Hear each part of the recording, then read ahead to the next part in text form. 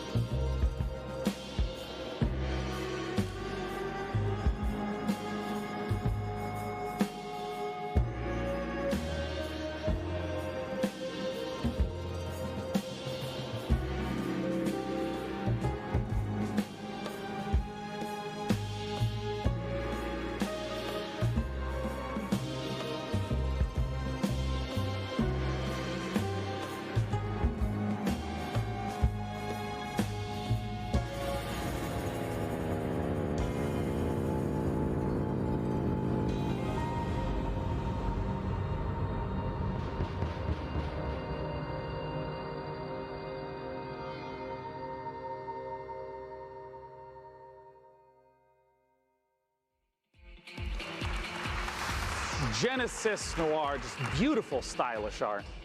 The next game we're going to take a look at is the twist on the stealth genre. It's called El Hijo, where you play as a 6-year-old trying to escape a monastery and find your mother using toys and tricks to avoid monks. Let's take a look at this gorgeous spaghetti western-inspired project from Studio Handy Games.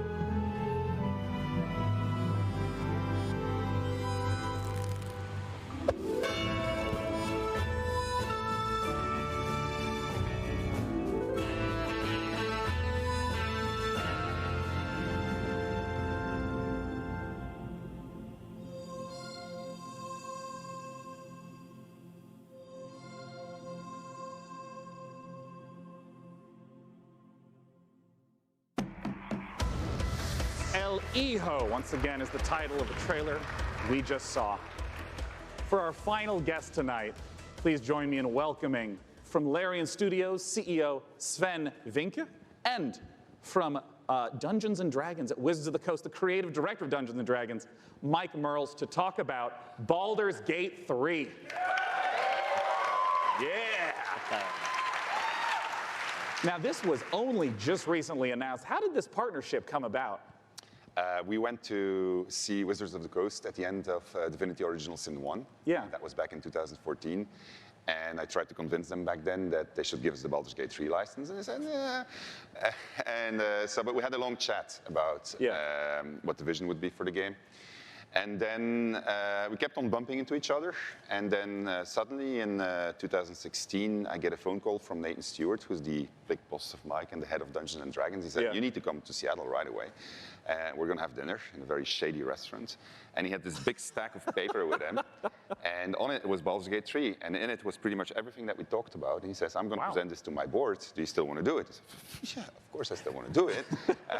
And then a couple of weeks later, we started negotiating. And here we are.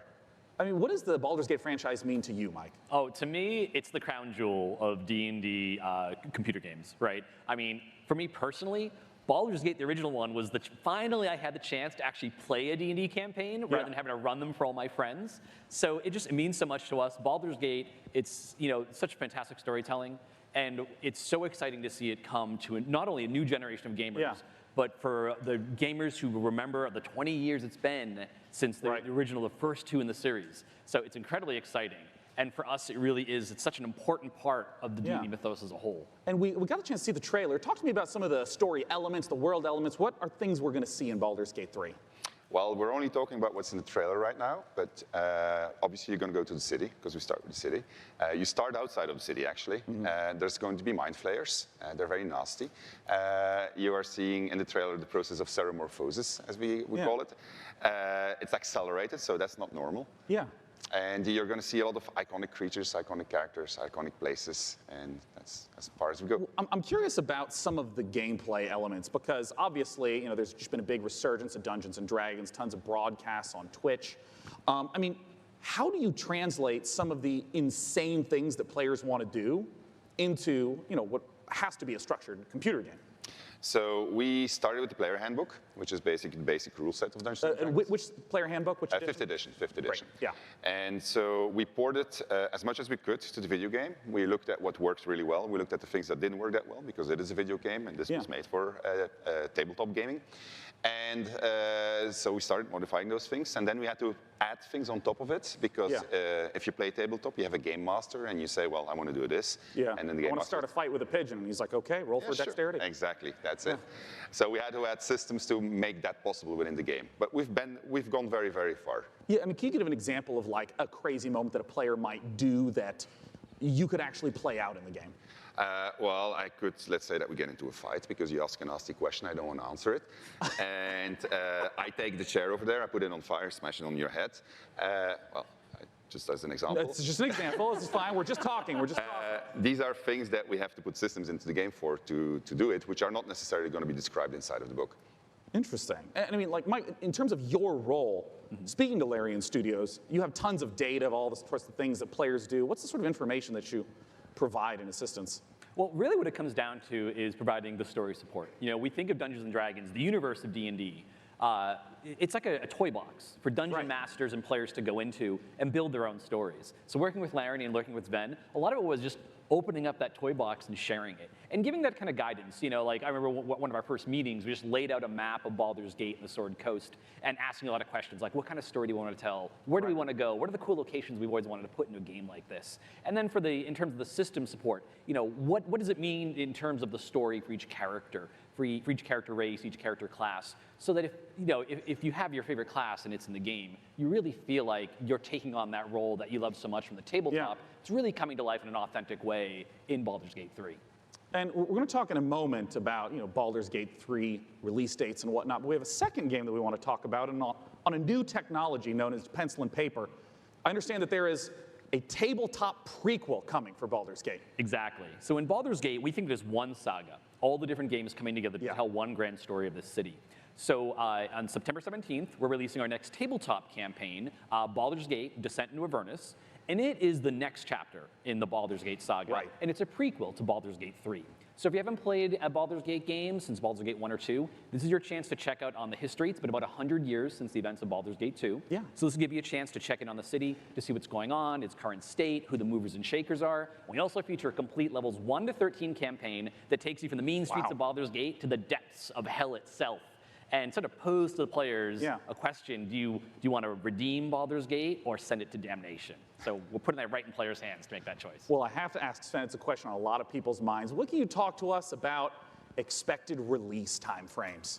So people have been waiting for it for a long time. Yeah. They're going to have to wait a little bit more when it's ready. This is the game that we want to play, so we want to make sure it's really, really good. And then when that's the case, then we'll release it.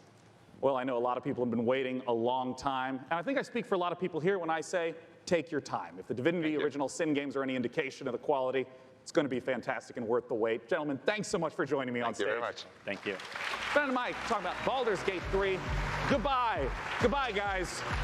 Why are they leaving? Well, it's because the PC gaming show has officially concluded. Let's bring up on the stage the fantastic Frankie Ward. Come here, Frankie. Hello. Well, thank you so much, Sean. Hasn't this audience been absolutely fantastic today? Guys, thank you so much for coming out to the 5th annual PC Gaming Show. We want to give an enormous thanks to all of you who tuned in live. We want to, of course, thank all of you who personally showed up this morning, and of course the sponsors who helped make this possible: Epic Game Store, iWin, Frontier, Funcom, Paradox Interactive, Hovercast, Perfect World, Rebellion, Tripwire, and Samsung. As you know, PC gaming is a platform. It's not a publisher or developer, so these sponsors are essential for letting us put on this show every year. Thank you so much. And I gotta ask, Frank, any titles you're excited about? Well, I do love a baby elephant, so definitely Planet Zoo, and slightly more awkwardly, then I also want to eat things, maybe elephants included, so Man-Eater, of course. I'm personally looking forward to Songs of Conquest, and as you heard, there's games coming out all across 2019 and into 2020. We hope you all have a fantastic E3. It officially begins tomorrow. Big shout out to all the other press conferences. Hello again, Drop Frames. Good to see you 2 years in a row. We hope you all have a fantastic time at E3 and go play some games and make some friends. See you next year. Bye, bye, bye. Thank you so much. Goodbye.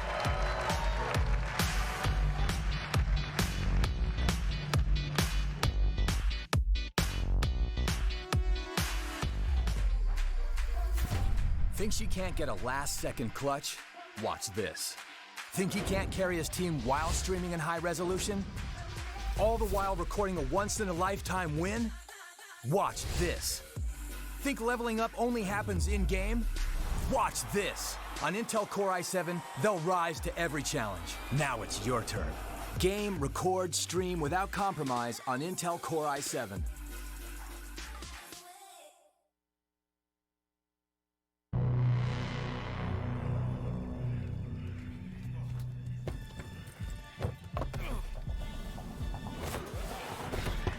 When my father saved my life, he told me never to forget who I am, where I come from. But in this place, nobody even wants to know my name. Getting attached is deadly.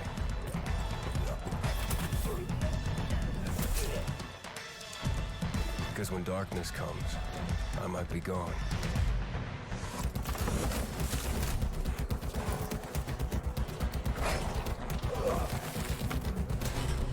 Virus tore society apart, but I won't let it turn me into an enemy.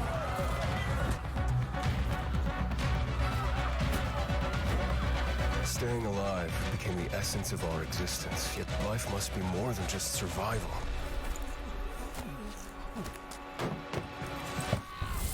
Every day, the disease tries to crush us and make us forget who we are, but I keep fighting.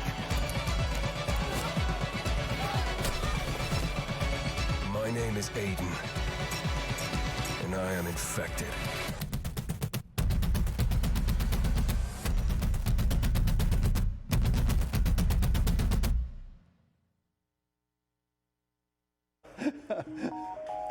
Hell yeah! How's it going, everybody? Welcome back. My name is Ezekiel III. I'm here with my boy DJ Weed, but I'm also joined by Adrian and Chris from Techland, and we're going to be talking about Dying Light 2, and let me just say, that trailer is bonkers, man. Thank you. I love it. I absolutely love it. I love the first one. It had so many great things, so many new and innovative things that I was looking for in action zombie-ish kind of games for a long time. You nailed it the first time. What do you got for us now? Well, today we introduced the new hero, Aiden Caldwell, who is an infected in the city where everyone is infected. Which, by the way, when the trailer first played, I was like, no, I don't think I didn't hear that right. Like, did he just say it was? I think I even turned to see because, like, did he just say he was infected? So, Yeah, he's infected. I like that. it's not just the narrative element, it's also a gameplay element. He's infected. I can't tell you too much about that, but not only his parkour skills and combat skills would make him a powerful hero for the journey during the night. So for sure, the night could be an opportunity for the guy who's Aiden Caldwell. I mean, I gotta imagine it's kind of like you know, the old superhero stories. You get dunked in like toxic waste and you become this like really powerful thing. But you have like, is there like negative stuff that's like involved with that? And that's the thing. Like we told you backstage, it's okay to tell us. You can't tell the bracelet, which I assume has some element of what is going on. So I don't know what you can reveal, but you've given us There's definitely something with biomarker of the infection, and it's definitely gives something to Aiden Caldwell. Okay. So there's so many questions. Like I asked Twitter, I was like, hey guys, what do you guys want to know? And I just got bombarded. And I just want to let you guys know right out of the gate, there's a lot of stuff that is going to be surprise. Okay? Yeah. It's a lot of stuff that we can't touch on, but one of my favorite things in the game is the weapon system, the weapon crafting and stuff. Is there, like, I'm sure that's going to be in the game, but can you tell us if there's going to be like some new stuff? Well, there'll be a lot of new weapons in the game. For sure, the weapon crafting will be a bit reworked because we changed the combat in Dying Light 2 into the way it's more tactical, the way it's more giving you more satisfaction in certain bits, certain moments. So the weapon crafting fills the gap, and it creates a lot of emergent situations that create the satisfaction moments. It will be more complicated and more complex, so I guarantee you won't be disappointed. Very cool, very cool. One of the things that I really like about video games in general is the difficulty. In the beginning, when I first started the first game, it was just run. Can you speak to like the gameplay arc with this? Because it seems like he might start out like a badass, but am I wrong about that? I can't tell you too much about that. Okay. The thing is that Aiden Caldwell is entering the city at the beginning of the game, almost at the beginning of the game. So he's not from the very beginning in the city, and he's not infected from the very beginning. So it probably covers some of the answers. Okay. Like I said, totally fine if you can't say stuff, but I have to ask these questions. Yeah. The hard-hitting, journalistic questions. Co-op? Question mark? There will be co-op. So okay. You can play entire campaign, entire story from the beginning till the very end with your friends. It's up to 4-player co-op like in the first game. Some of the new elements will be introduced very soon about the co-op and about the multiplayer elements of the game, but right now it's confirmation that the co-op is there. Can I ask a couple questions about when you dropped a lot of the information around this sort of the city that is living and based off of your decisions, then is it the peacekeepers they could react differently to you or what is happening or saving a citizen, et cetera.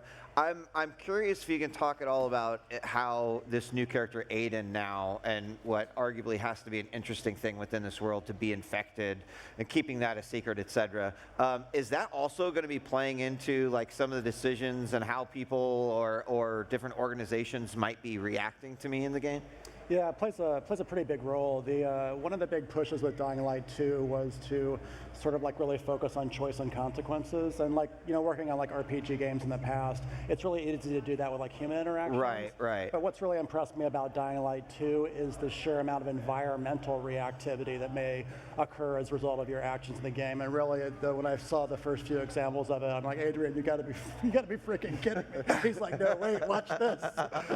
It's really empowering for a player. Yeah, I mean, that is exciting overall too, because it means that when Zeke plays and I play and we start talking about it, it's like, well, no, wait a second, that didn't happen. It's like, well, I made these decisions, and to me as a player, that is also interesting because I tend to be a good player on the side of like maybe chaotic good, but more good. And when you get put up with those even more difficult decisions and you don't know what effect that will have, like on the ripples on the world, that's that's super exciting.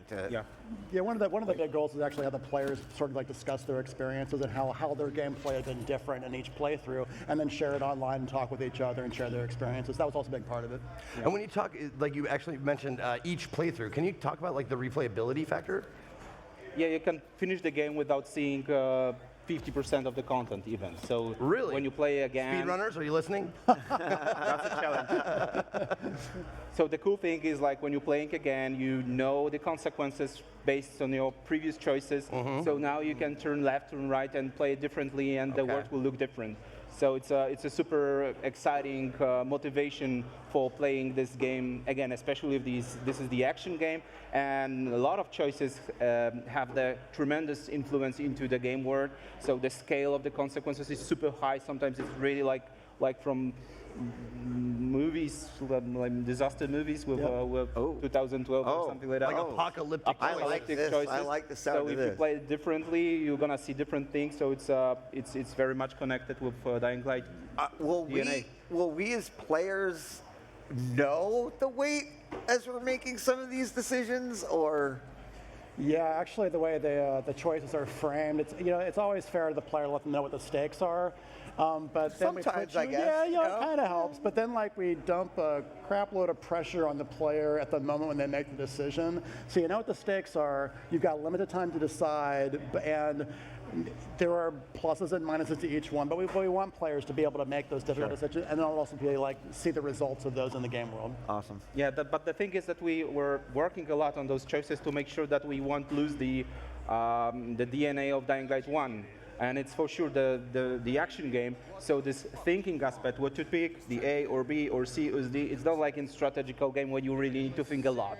To think, oh, should I go left or should I go right? So it's much more like the action. So there's the time is there, like it limits you, but it's like you feel that you need to go A or B, and there's no point to go B for the player. So it's not like, you know, the strategical choice. Yeah. So we mostly focus on consequence rather than choice. Yeah.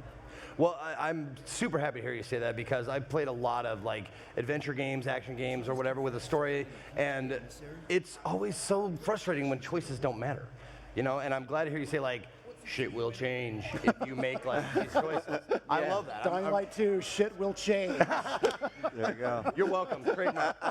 Pay me now. Pay me now. Check in the mail. Okay, cool. All right, so another really exciting aspect of playing the first one was the parkour. Can you tell us like any innovations, updates, that kind of stuff? Yeah, we doubled the move of the parkour moves, so that's the one thing. So it's much more fluid when you just exploring to the city. We introduced last year the. I'm sorry. When you say double the move, what do you mean by that? Like the speed animations or the... when you interact with environment. Okay. And we introduced last year something called the parkour puzzles. So there are certain puzzles, you know, where you really need to look at your stamina and measure it, find the road, find the place that you want to rest. I love that. And there's a lot of those kind of things. And in the demo we've created for the show, we also introduced something like improving your avatar. So it's not only about skills that you can unlock for having new moves or be more efficient in moving. You also have some tools. Yeah. So you are upgrading your avatar. You have your tools on your body. You have a new grappling hook, which is really great. You can. That was one of the questions. Like, ask him about the grappling hook. Yeah, it's not just for moving through the city. It could be used awesome. in a combat in any different cases. Yeah. Now, you said something about the parkour puzzles. You said the equipment can help you out. Are there things you'll see and not be able to do yet because you don't have the proper equipment for it, or? Yes and no. It's yeah, like that's fine. Yes and no. That's good. It's like there's no such a thing like one optimal path, one path. You know, if you're not prepared, there are other ways to get into the place. Of course, in certain situations, you might find the obstacle that is not okay for you at this moment. So you need to level up your character and find new gear or find consumables that can boost you for a moment eventually. So there are a lot of ways to proceed, not just your simple leveling up. Yeah. Right on, man. Well, I could talk about this for an hour, 2 hours, whatever, but we got to go. But before we go, when can we play this?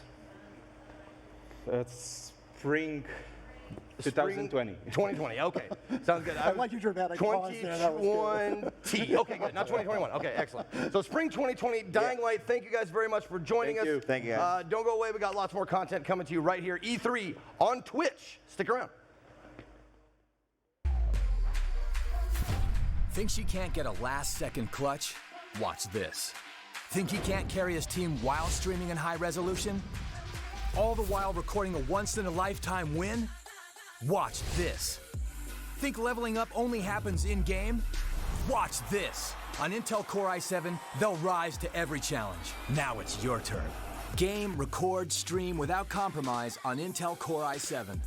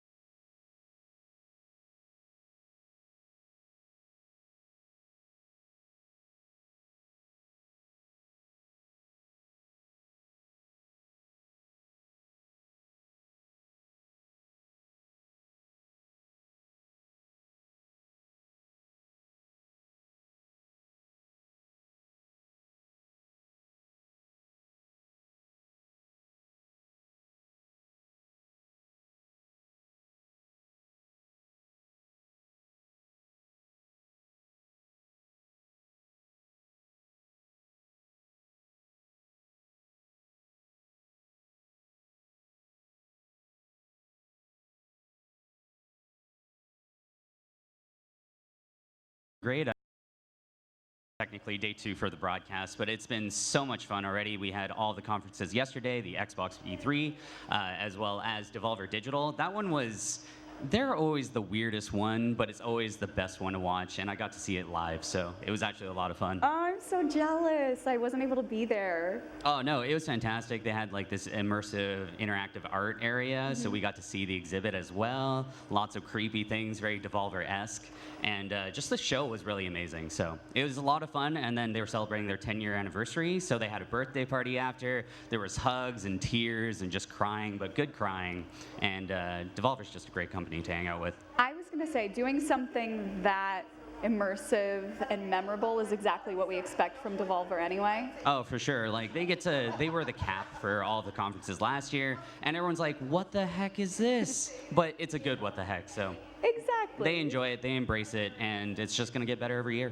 So tell us a little bit about what you were up to today. What have you seen so far? So I just came from the PC gaming show. I just ran over. It's so far. It's like a block.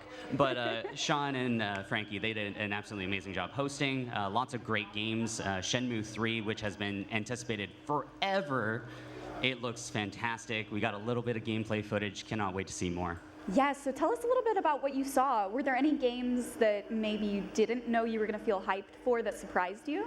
Baldur's Gate 3 actually was something that I didn't even know existed until about a week ago. What? I avoid spoilers, I avoid information. I just like showing up to E3, kind of like that touristy, oh, I don't know what's happening here. And then I walk in and it just surprises me. So Baldur's Gate 3 was actually really hyped to find out more about. Of course, there's other games out there as well that were announced. Some of the leaks, like Cyberpunk 2077 yesterday. Yes. With Keanu Reeves. He's everywhere now. Can we just talk about how phenomenal it is that he's popping up everywhere and then he shows up for this Cyberpunk stuff? Because what a surprise and what a phenomenal reaction from everyone. Oh, I love when information doesn't leak out there because, let's be honest, it sneaks out sometimes on purpose, sometimes not. But I don't think anyone knew about Keanu Reeves and Cyberpunk. He shows up. I remember watching Ammunition and her reaction. It was on the Twitch Twitter as well. And she's just like, oh my goodness, what is this? I'm freaking out. And is great. And it was just, I think that captured everyone, similar to the hype man at Bethesda at the conference that some people liked. I loved him. Yeah. Some people maybe a little bit, dial it down like 7. Yeah, honestly, it's great seeing, I didn't think people could get more hyped for Cyberpunk. and Keanu just blew that out of the water. Oh, for sure. It's probably one of the most anticipated games for sure coming into E3, but with all the other announcements, Borderlands 3, of course, that had hype over the past couple months, and again, Shenmue 3, like, they've got a huge fan base, and watching them at the PC Gaming Show just now, everyone was ecstatic. You couldn't hear it on the live stream that well, but there were some people freaking out. I had one person sitting in front of me. He was like, "Oh my goodness, I'm yelling at the top of my lungs." It was fantastic. I love that. I love seeing people so wholeheartedly excited to be here and be present for these announcements. Right, especially for some of the conferences, because the conferences are usually developer, publisher, influencers that are in attendance, but there's gamers there now. The PC Gaming Show, especially, the entire top area was just gamers. This person that was sitting in front of me, I'm not sure, he could be a streamer. If so, twitch.tv/whatever your name is, there's your shout out. But it's so pure, it's so wholesome, and it's almost like talking to Twitch chat, and they're just sitting there, and they're hype as well, and it's magical to see a Twitch person just in person. Oh, absolutely. So we've heard what Casper liked, but Twitch chat, we want to hear from you. We will have a poll showing up as an extension that you can vote on, asking which stands out to you the most from the PC Gaming Show. A, Shenmue 3, B, Maneater, C, Baldur's Gate 3, or D, Genesis Noir? Maneater and Genesis Noir, I actually didn't get to see too much of. I'm not gonna lie, I was in the bathroom, but. Okay, so eliminating those two for you personally. Eliminating those two, Shenmue 3 definitely, just the hype around the entire franchise over the past however many years it's been around now. Baldur's Gate 3, that definitely got the biggest uproar from the community, just in person, so. Definitely between those two. I'm not sure Twitch chat. Of course, they didn't put Borderlands 3 on there, but we all know you're voting for that. So E, all of the above.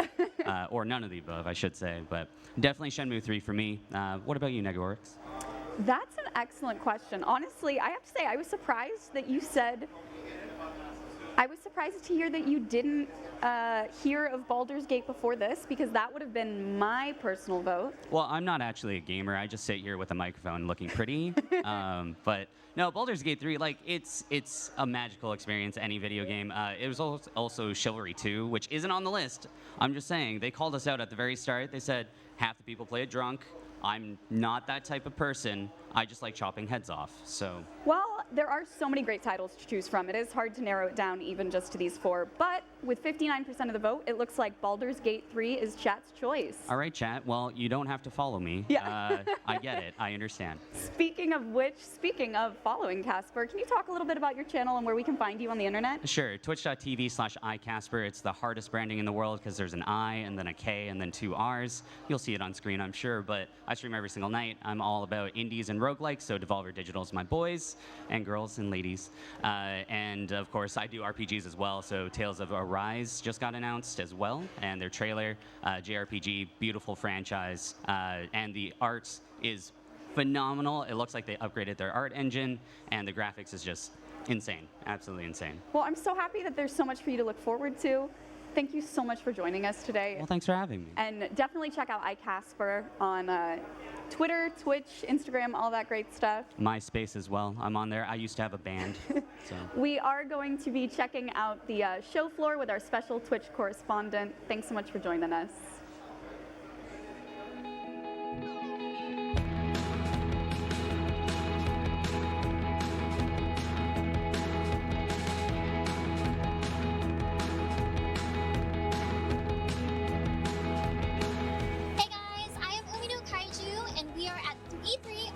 We just finished the Microsoft press briefing, and I'm here with Major Nelson. Hello there. How are you today? Thank you for joining us. I am doing very well. This is my very first time at E3. Okay. And it's also my very first time experiencing a press briefing, and it was amazing. It's quite an experience. I mean, we are standing right now on the stage where Phil Spencer, I mean, there's a star around here somewhere, standing right here on the stage where we delivered this amazing news. We had about an hour and a half of hardware news, software news. We had games, and check it out, I brought it with me. The brand new Elite controller. This is Series 2, so why don't we switch up? I'm going to take the microphone. You hold it, because you're used to holding a controller and a mouse keyboard, but I want you to get experience with it, so go ahead and check it out. What do you think? I saw the trailer for this earlier on the screen, and yes. I'm super excited about it because it looks like one of the most customizable controllers I've ever seen. Yeah, we've actually, with the Elite Series, our very first Elite Series, which we released a few years ago, we took all the great feedback from our gamers and we rolled it into this Series 2, which is better than ever before. I mean, we've got a rechargeable battery, it's USB-C, it's got 3 positions, you can change your presets in there, so there's a lot to love about this. Plus, you can choose your own sticks. Oh, really? Pull one off, try it. Pull it off? Pull it off. Are you sure? Just pull it off. No, not that one. Oh. There you go. See, we have all these great sticks. You can decide how you want to play, and they're using rare earth magnets. You can pop them in and out. So we got talls and shorts, different D-pads, however you want. That is super, super, super cool. One of the things that I really, really liked whenever I saw this was the 3 different profiles. Yes. So the way that works is you log in. Of course, this works with either console or PC. You can save, for instance, I know you play a lot of Apex, so we're talking about that. You could program it so that maybe what I do is I have, so look at the paddles underneath, I have the whole right side equals right bumper, so when I'm trying to ping things, I can just squeeze it, boom, ping, done. That's so cool. Try it. It gets me wins, I'm telling you. All right, can you tell us about Project Scarlet? Yeah, Project Scarlet, we announced that today. That's the next generation console that we're working on, and as you saw from the video, it's going to be incredibly powerful. We're really excited about it. It's going to be coming in the future, that's all I can say. For all the gamers and viewers out there, can you tell us what we should be looking forward to with this new console and what the hardware is? Well, I mean, we haven't released any specs on it, but we have said it's going to be our most powerful console we've ever made. So this is going to be a tremendous, tremendous console. We're working on increasing, or rather decreasing, load time, increasing speed of load times, decreasing them. So we got a lot of stuff to do. The engineer team's working on it. We'll share more in the future. So I know that you said that the controller is available now for pre-order. Yep. It's available for pre-order today, and it will be shipping this holiday. Okay. What about the new console? Do we know when that's going to come out? We have not announced the date or any other details, just what you saw in the briefing today, so we just want to get people excited about it. I'm excited.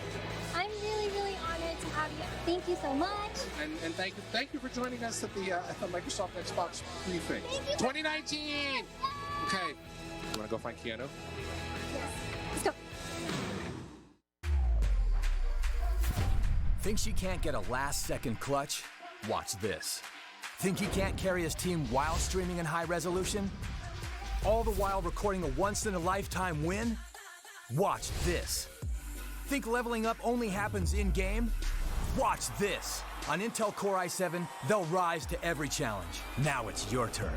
Game, record, stream without compromise on Intel Core i7.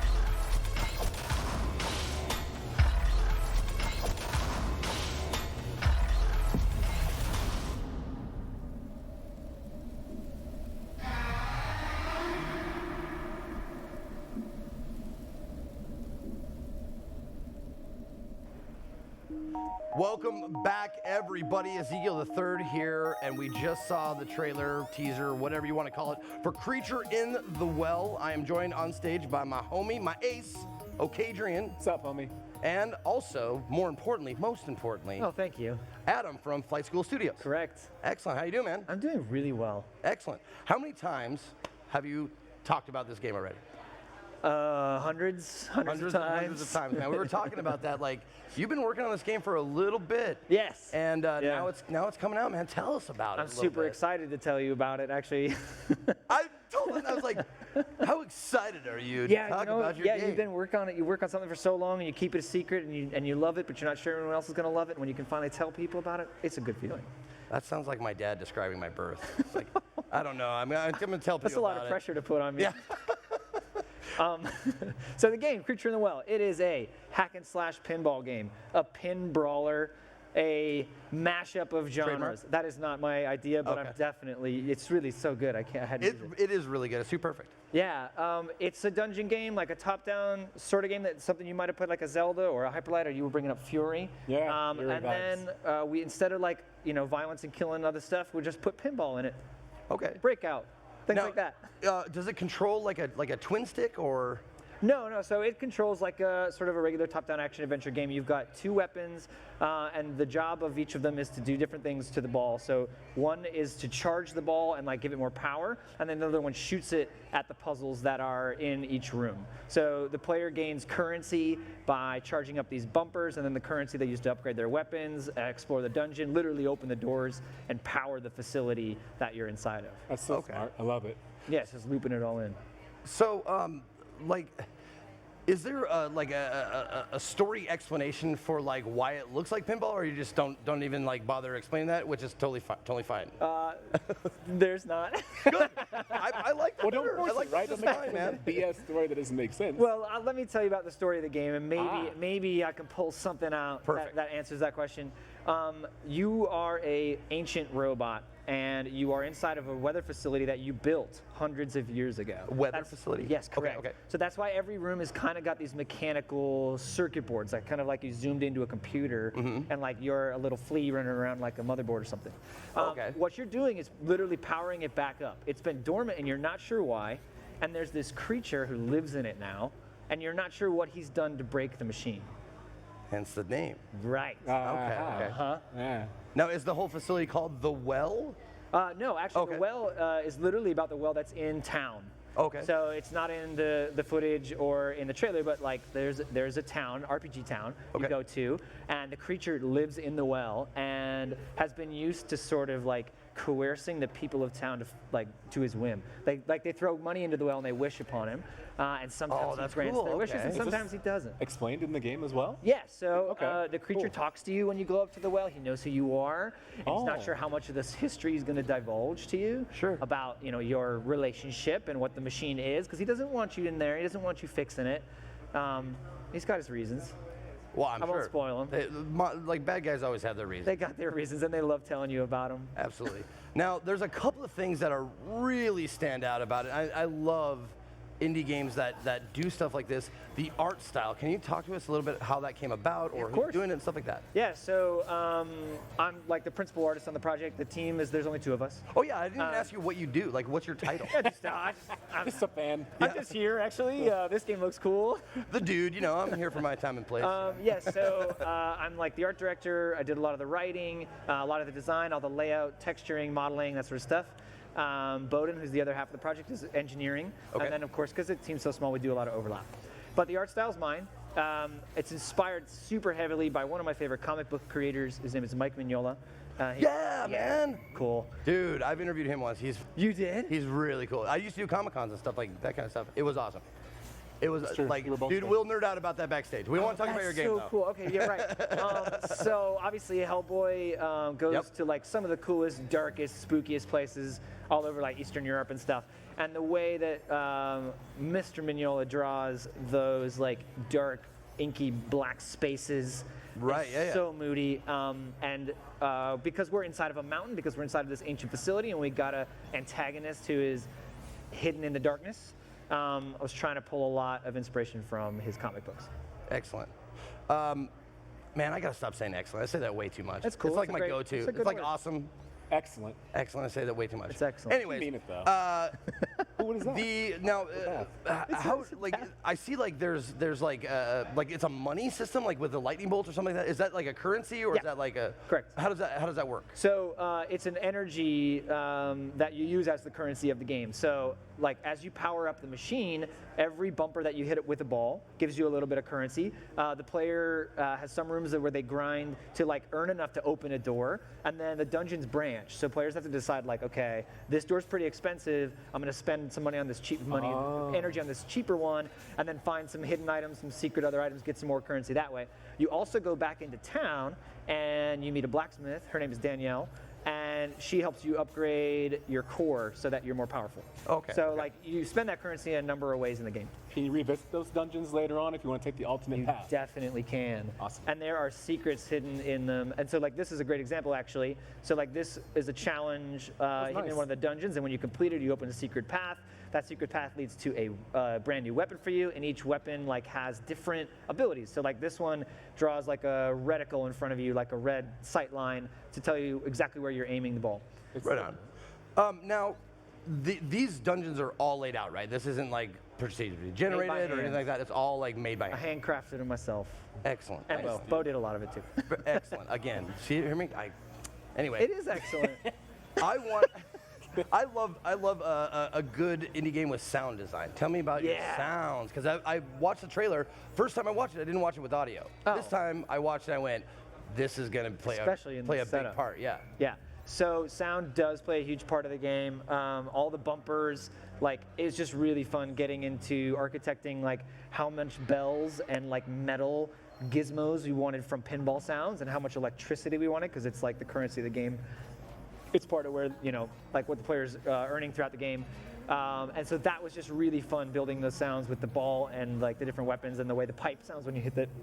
My favorite sound effect, I'm so glad you asked me about this, is that... You're happy. Yeah, I'm happy. It's excellent. It's excellent. Shut up. At the end of the trailer, when you see the title, you hear the creatures like scream, moany sound. Mm-hmm. That is actually a bow from a violin being dragged across a cactus. I love behind-the-scenes Foley stuff.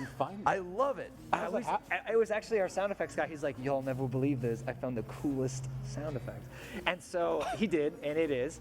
And all the creatures' sort of screaming sounds are this like hollow, cactusy cello bow thing. I have never heard a sound described as cactusy. And then they pitched it down, and it's just so perfect because it feels like, it sounds like an animal, but it's not.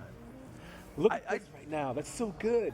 That's the vibe I got right there as far as like Fury and the movement. Sure. A little bit part bullet hell, but also paying attention to the bottom part of the screen right there and what's happening right there. Yeah. I love that mechanic because we just came from a tutorial area where it introduces the idea of how to play the game, and then, what was this, 2 minutes later? We're right into the heart right there in the fire. Yeah, this is like one of the boss fights. So they're like multi-tiered. And we definitely spiked the difficulty to challenge players. I was going to ask about that. Yeah. Because the game kind of looks like you could just knock a ball around and then walk away and the game would play itself, but it really doesn't. And making sure it was challenging and difficult, as I say that, you're in a reward room that does actually play itself. That's exactly what you said, that doesn't happen. The opposite of what I was just pitching. But to Bo and I, like, the challenge of the game is really important. And so we test on a lot of testing to make sure that it's flowing correctly, to make sure players who want something a little simpler can like do the main path of the story and like still play it. And then you can opt into challenges for like extra weapons and rewards, et cetera, et cetera. Good idea. That's a really good idea. You know how good it is? How good is that? I love you so much right now. You are my favorite interview. Like seriously, I dig you, man. Thank you. So I want to know just one real quick question before we do all the outro spiel stuff. Okay. Do you have is there like classic pinball noises, like the ring and ding dings and that kind of stuff? I was really hoping you weren't going to ask me that. There isn't, is there? It's all good. No, it's because I get called out because I'm like pinball, but I'm not like a diehard pinball. And I just have to disclose that because when people come up and they're like, "Oh, what's your favorite pinball game?" I was like, "I like the Ghostbusters pinball game, but like I'm not in the scene enough." And I know it's like a scene, which is cool. Shout out to my boy Dead Flip. Yeah, Dead Flip. We both shout right out. away. But like that's not really knowledge I have a lot of. That's totally fine, man. I do love the way it sounds, and I do love just it sounds playing awesome. pinball and hitting the bumpers and. I was just wondering. All right, so last things. Yeah. Where and when? Hit me. Where can we get it? When can we get it? Later this summer on Switch, PC, and Xbox. Awesome, man. Adam? Yes. Thank you so much, man. Thanks for Appreciate having me. It looks awesome. Sounds awesome. Awesome. It's excellent. It is. We got more stuff coming to you right here from the excellent Twitch stage from Excellent E3. Don't go away. Think she can't get a last-second clutch? Watch this. Think he can't carry his team while streaming in high resolution? All the while recording a once-in-a-lifetime win? Watch this. Think leveling up only happens in-game? Watch this. On Intel Core i7, they'll rise to every challenge. Now it's your turn. Game, record, stream without compromise on Intel Core i7.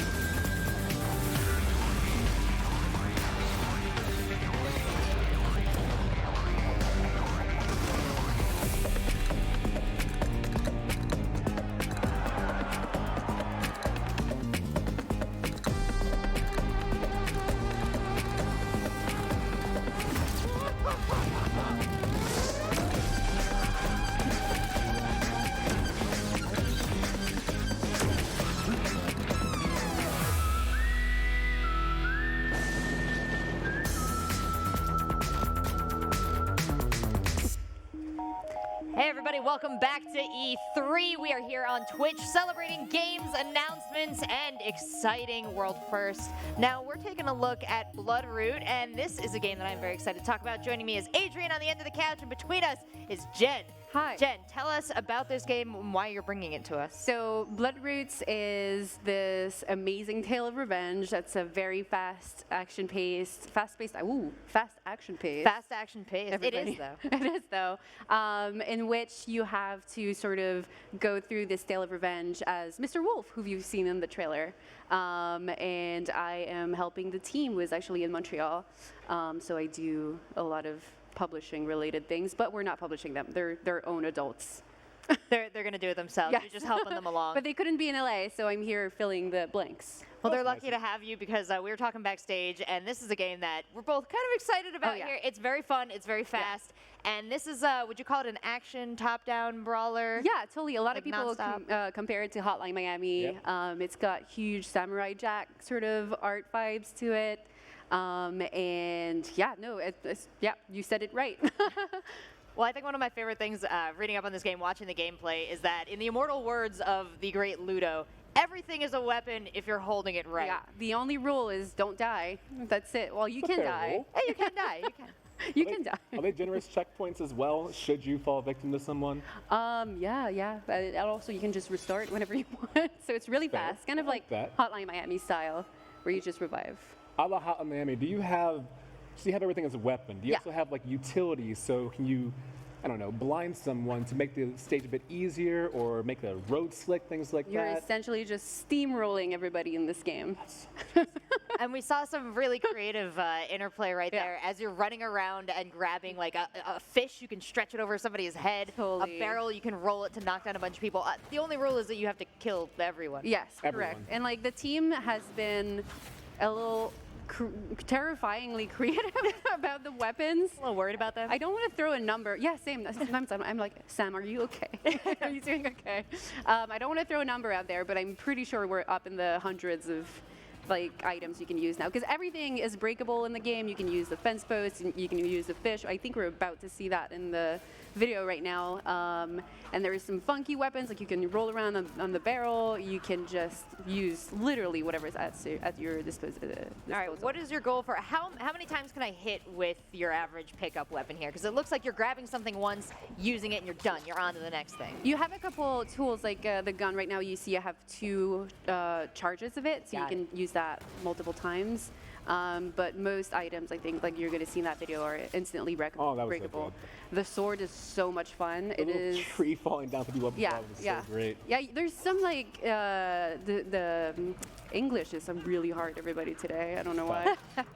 It's still early in the day, shocking. Is it? Yeah, it counts. Yeah, so the world is partially breakable, so you can just have fun with whatever you have in sight and really have a go at it. I think that's what I like the most about it, is that you can just let it go.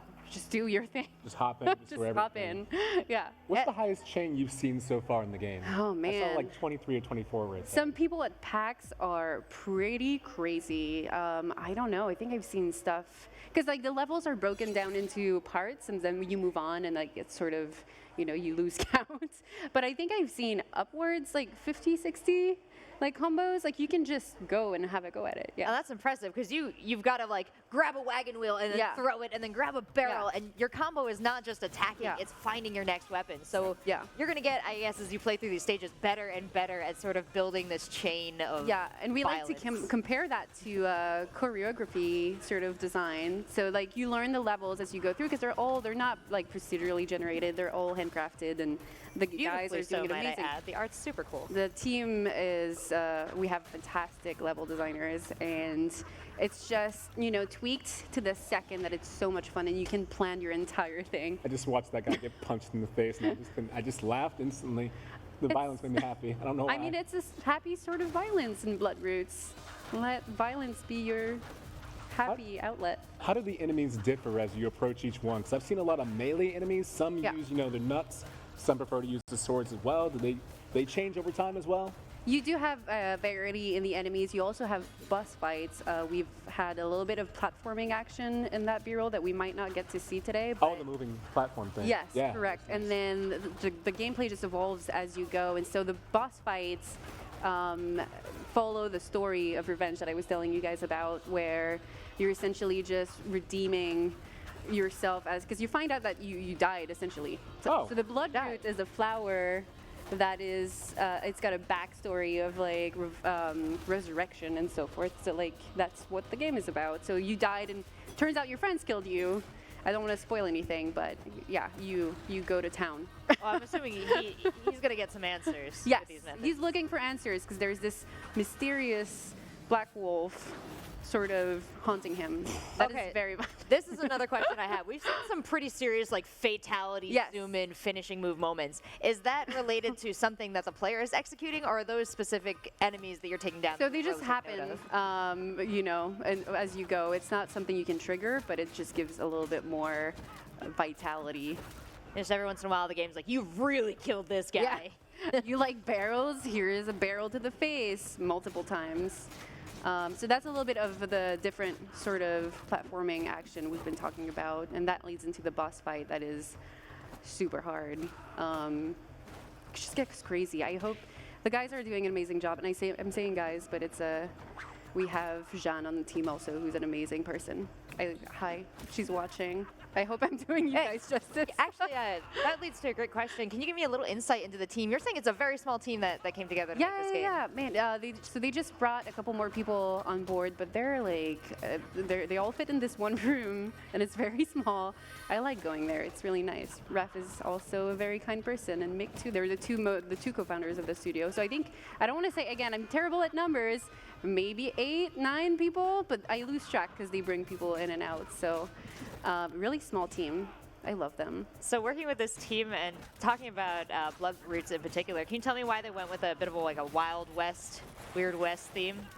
There are a bunch of really weird people. Okay, cool. Write that one down, guys. This is what Jen thinks of you. If I were to channel my inner Raph today, picture me with a mullet and a nose piercing and just like a little bit of crazy bird hair going on here, and he laughs all the time. It's me. I can't tell you apart. I see what she was doing there. Are you Raph? Oh my God. A nose ring, a little bit of mullet, and a little bird. Oh my God. We got to get her a Rob pin. Dude, he would look amazing. He would rock that stuff. It would be great. That's the new standard issue style for the dev team. We could get a dev team rump him. They're all dancing and partying and being murdered. I know. What happened? They're Whose crashing party a party. It's you'll see in a second. This is what triggers the boss fight, essentially. Welcome to the party. You were saying, and this is kind of the first time we're getting a look at it here, the dialogue and the writing is actually top. It's excellent. We have worked with somebody that I'm not willing to release the name of yet, but he's just killing it, and we will talk about that probably in the next couple of weeks. He's done tremendous work. He's worked on really well-known indie titles too before, so excited to say his name very shortly. We also have a surprise later today that I told you about. As I understand it, we're getting some of the info now. Yes. And then there will be some of the info released shortly after to a party with absolutely no biases. That you gave the rest of the info. I am not married to the... This is shocking information. But if you would like more information on Bloodroots going forward, the next show after this, we're going to have the pre-show and post-show for Ubisoft, hosted by Kinda Funny Games. I don't know, there's some guy, Greg. Greg. He'll be hosting, somehow involved with this, and they'll be discussing more information on Bloodroots. They are dropping some hot details and information, so tune in to the Kinda Funny Games showcase in a bit. I love how I'm here not releasing information. I'm like, listen, guys, we got surprise. Surprise is coming, but I can't say anything. Just tune in later for more I know surprises. fans are going to want to stay involved in the conversation, and they're going to want to follow it from this show to the next show, and then follow you guys around and ask you more and more questions. Yeah. So where can they get at game developers online and stay involved in the community? So you can reach the team. They're called Paper Cult Games, and they're on Twitter at Paper Cult Games. Yes. Right, Nick? Please. Paper Cut with an L. Paper Cult. And then the website is bloodrootsgame.com. And so it's coming out to PC, Switch, later this summer, and it's going to be great. All right, my last question for you. Tell me your favorite thing about this game so far. Dude, the weapon diversity. Because again, it's just, the team just keeps on surprising me, and I can't wait what crazy stuff they've come up with just the 10 minutes we were sitting here. Second last question, what's your favorite weapon so far? There is a rubber ducky I just saw they added in the A rubber ducky? The possibilities are endless. What is it doing there? We're going to find out. It hits people in the face. Good answer. Well, thank you so much, Genevieve, for coming and showing us Bloodroots. I hope you guys check out this game going forward. More information apparently coming from the Kind of Funny Games Showcase, which is coming up right after this, leading into the Ubisoft conference, and then so much more from E3 here on Twitch. Love you guys. Catch you later. Then we lights go to Think she can't get a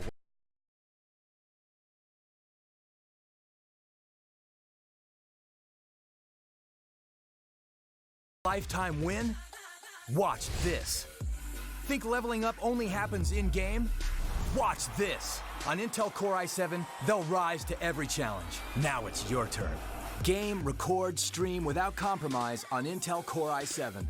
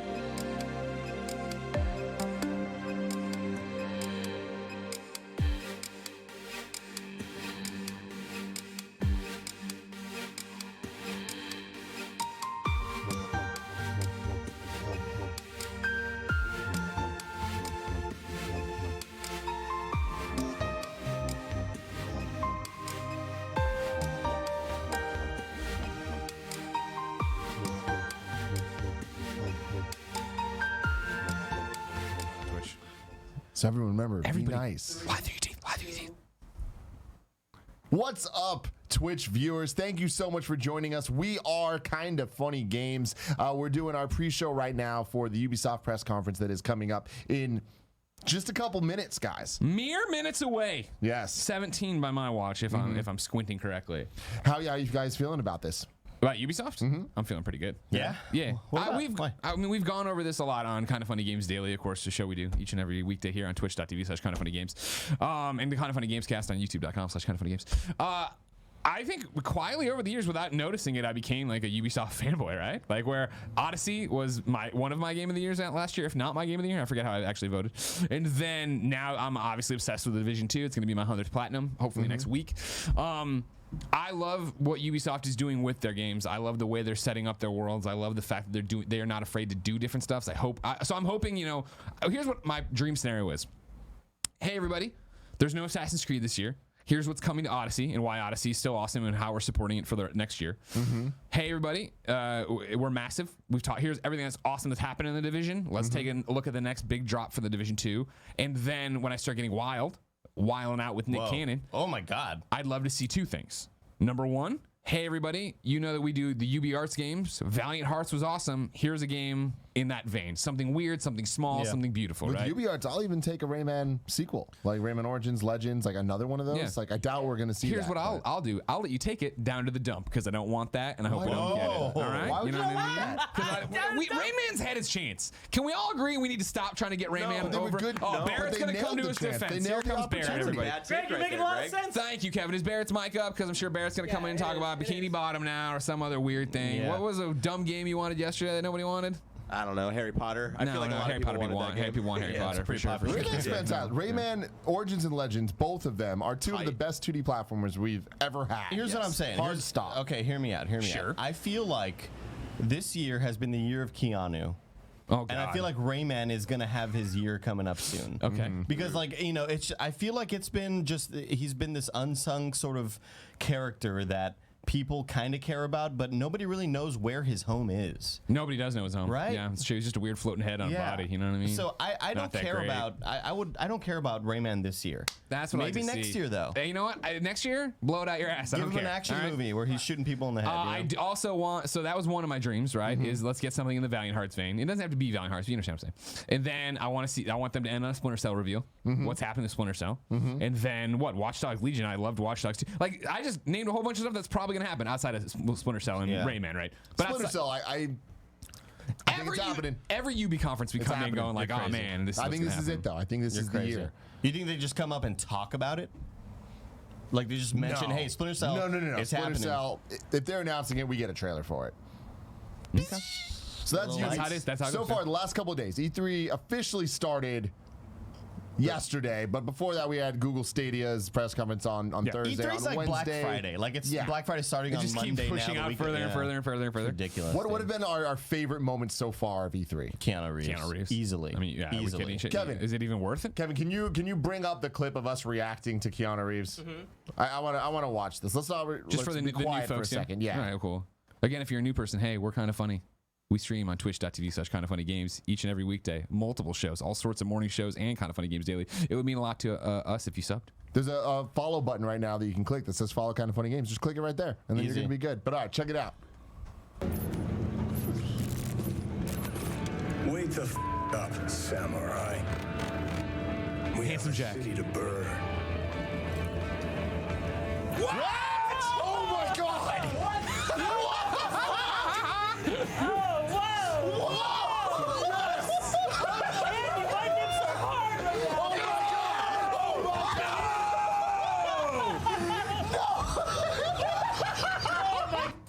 So that was yesterday. I feel like that moment is not going to get beat this E3. No, not a chance, dude. Keanu Reeves, man, what a year that man is having. I mean, it's this big cameo in Always Be My Maybe on Netflix, of course, which becomes like an internet Twitter an amazing sensation. song. And then he's got Toy Story 4. He's obviously got. Is he in Toy Story 4? Yeah, dude. Who's he in Toy Story 4? He's a Canadian stuntman. Huh. Yeah, That's and not he's kind of like, I didn't realize that. oh yeah, he's got this really cool voice. And then of course John Wick, the third installment of John Wick. This man, this is similar to Matthew McConaughey several years ago, where suddenly we had the what do they call it? Matthew McConaughey. It was like the McConaughey Renaissance, but it was like the McConaughey. Something like I that. don't think anybody ever said that. Nobody ever You said never heard that? No, Yeah. that didn't happen. It was a thing. Yeah, Twitch chat. Look it up. Is this going to be the Keanu Revolution? That's bad. That's bad. No, he liked it. I mean, that's pretty good. Yeah. But I'm known for liking a lot of bad things. That is true. So, that is true. Know your allies. Too. Speaking of that, in the Twitch chat on twitch.tv/Twitch, where we are being hosted right now and streamed, Zabaith says, "Shut up, you're not funny." Well, Zabaith, I think the Game Awards would have something to say about that, all right? Trending Game of the Year 2015, all right? You know? Chad is also saying, why is this man wearing sunglasses inside? We talked about that before we went live on Twitch. If you didn't know, ladies and gentlemen, we're in San Francisco and overweight. And in San Francisco, it's always falling. It's fantastic. And you walk around with a sweatshirt on, and you're like, maybe I'll take it off. Maybe I won't. I'll see what it takes. But to celebrate E3, San Francisco decided to get up to like 95 degrees, and we're all too fat for that. So we're all wearing shorts for the first time ever. I'm wearing natural light swim trunks that I got at WrestleMania from Pat. Everybody knows Pat. Do not fall, Andy. Andy, first off, Andy, ball is life. Andy's not going to fall. There's no way that's going to happen. Andy? So we're in our island apparel. You understand? Like they want to have like a Hawaii night for E3, and that's what it is right now. Except it's day and it's a miserable. Hawaii night. It's day. And we're dying. Still doesn't explain the sunglasses, but I'll give it to you. I'm in the island vibe. You're just blinded by the hype. There's just too much hotness when we get to where it's really happening, I'll pop them off and look at it. Even though if I look right now, they're talking about Assassin's Creed, and I'm pretty stoked. So what else besides Keanu Reeves? What else were we excited about? Because I want to give a shout out to Deathloop. Yeah. Oh my God! Yeah. Bethesda last night. Yeah, that was awesome. Fantastic. Deathloop was awesome. Obviously, really cool 70s style. Visually, I think it's one of the coolest trailers we've seen so far this E3. I'm super stoked for Ghostwire Tokyo. Ghostwire It looks really scary. Like I'm not a horror game fan, but again, the style of that, they just nailed like the kind of vibe 100%. I'm into. You know? Yeah, no, totally. And that's the thing is this has been an interesting E3 as we knew it would be, right? And I'll put on my glasses so I can be taken seriously. Also, that just said Assassin's Creed Odyssey story creator now free. You can design your own quest in Assassin's Creed. What? It's happening. Technology's going too far. What is this, Tony Hawk's Pro Skater 2? Well, it's been an interesting E3 in terms of coming in. We knew, all right, PlayStation's not going to be there. It seems like it's going to be more quiet. We went into Xbox and got on the other side of that conference, and it was like a lot of future announcements, not a lot of gameplay. Even going to Bethesda last night, right? A lot of future announcements, there's more gameplay than Microsoft. Still a whole bunch of stuff that wasn't gameplay. And so it's very interesting to sit here and be like, man, Ghostwire, Doomloop, no, Deathloop. Those games are top of my list in terms of things I'm looking forward to, but I really don't, other than the concept, know much about them. What do they look like? How do they play? Right. Which isn't bad, but it's just like, okay, cool, I'm interested, but I want to see more. Well, I think it's more interesting because it's new IP that we had never seen before. That is looking awesome.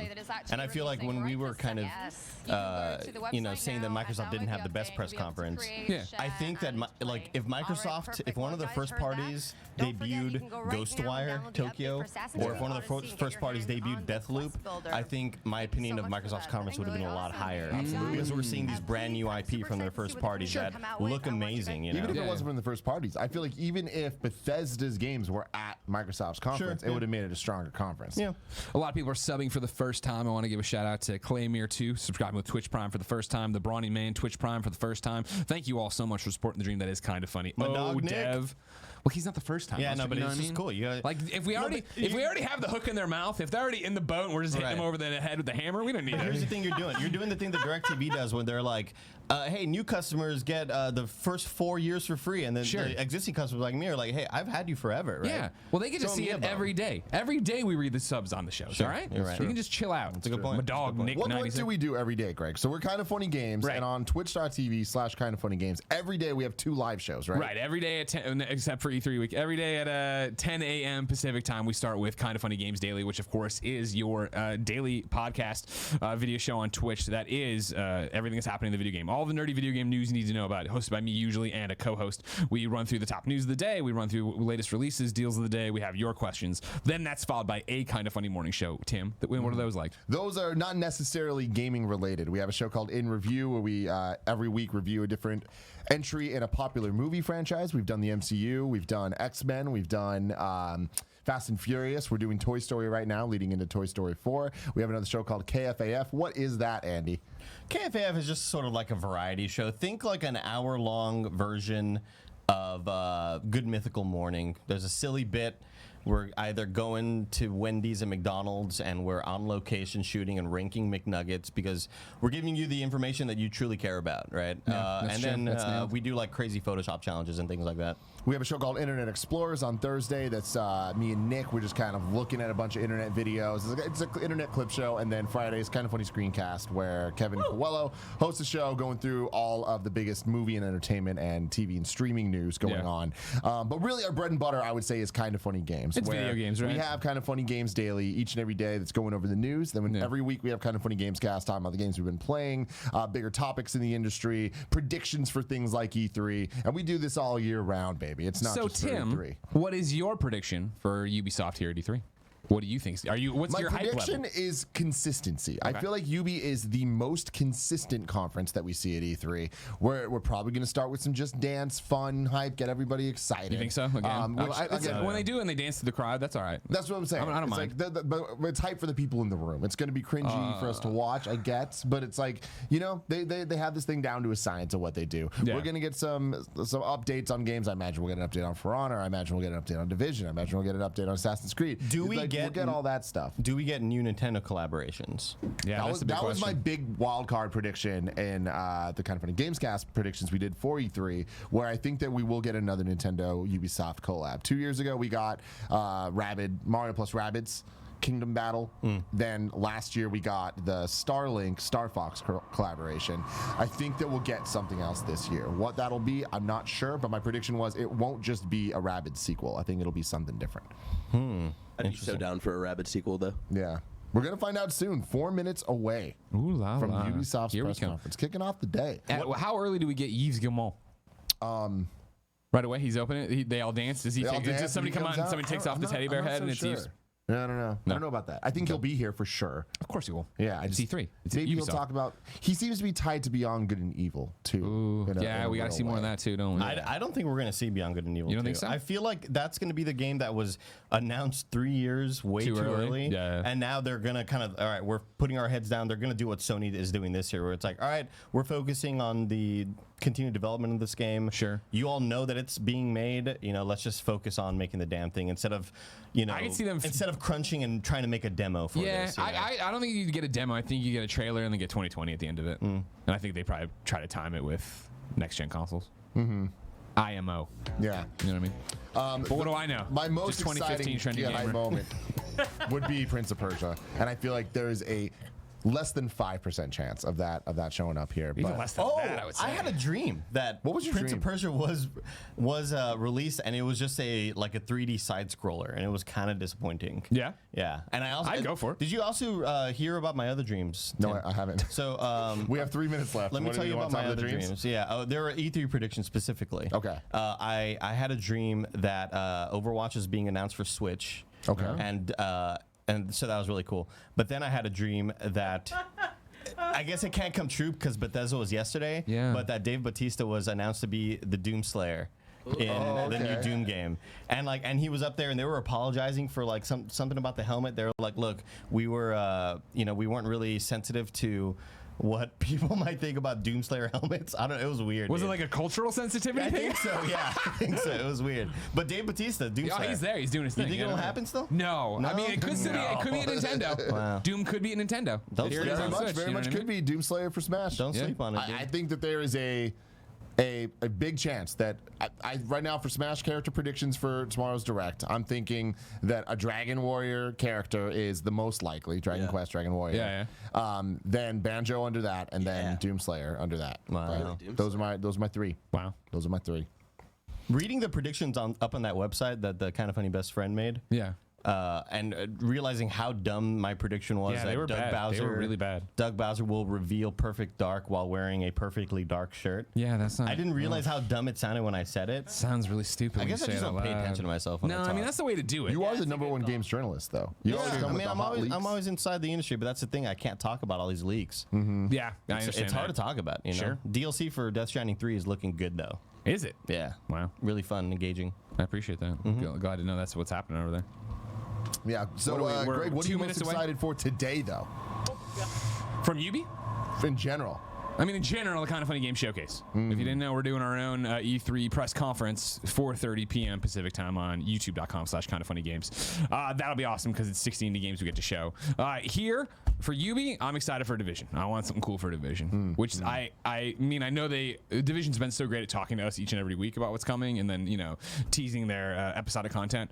Who knows what we'll actually get here today, if anything, but I think we'll get something. Yeah. I think we're going to get a pretty good look at something. I'm excited to see what comes here, but I'm more excited about Final Fantasy VII Remake and the Avengers later tonight at Square Enix, baby. Let's go. Avengers for sure. I'm just not the Final Fantasy guy, but I'm super stoked for that. I am really excited for Final Fantasy VII because as somebody who never played the original because it was turn-based, and I'm just not a huge fan of turn-based games. No, it's these guys. Super stoked about playing Final Fantasy VII in a more realized, like Final Fantasy 15 fashion. Less than a minute now, guys. Yeah, we are less than a minute away from watching Ubisoft's press conference. If you stay here on the Twitch chat, you'll be able to just watch it without our commentary. If you want to watch our commentary, though, you can go over to twitch.tv/kindoffunnygames. Watch us, watch along to the conference. You can click that follow button right now. It's the big purple thing with the heart that says follow Kind of Funny Games. We would really appreciate it. We'll also be back for a little post-show analysis right after the Ubisoft press conference. And then we'll be back for Square, and after Square, back for Nintendo, after Nintendo tomorrow. It's a very exciting time. Thank you all for giving us a shot. Enjoy Ubisoft's press conference, though. All right? Any final words, guys?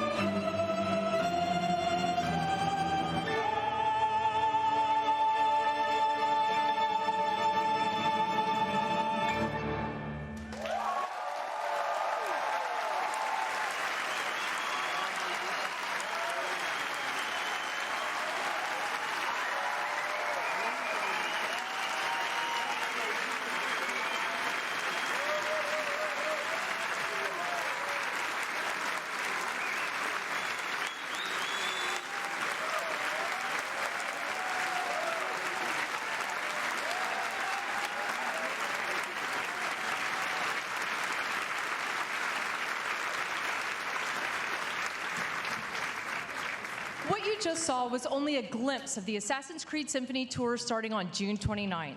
Imagine an 80-piece live orchestra and choir playing the iconic themes from Assassin's Creed while you relive some of the most memorable moments from over a decade of Assassin's Creed in an immersive experience. Check out acsymphony.com to learn more. I mean, excellent music, great performances, goosebumps. If you like those things, I think those shows are going to be for you. But, of course, there's one show that we all came here to see, the Ubisoft E3 conference, and it's just about to start here from the Orpheum Theater in Los Angeles. Now the house is packed, and to give you folks at home an idea of what that feels like, can I please hear the balcony people make some noise?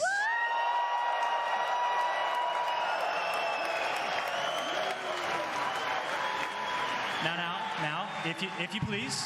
if you please, I'd like to do the same for the people sitting on the ground floor.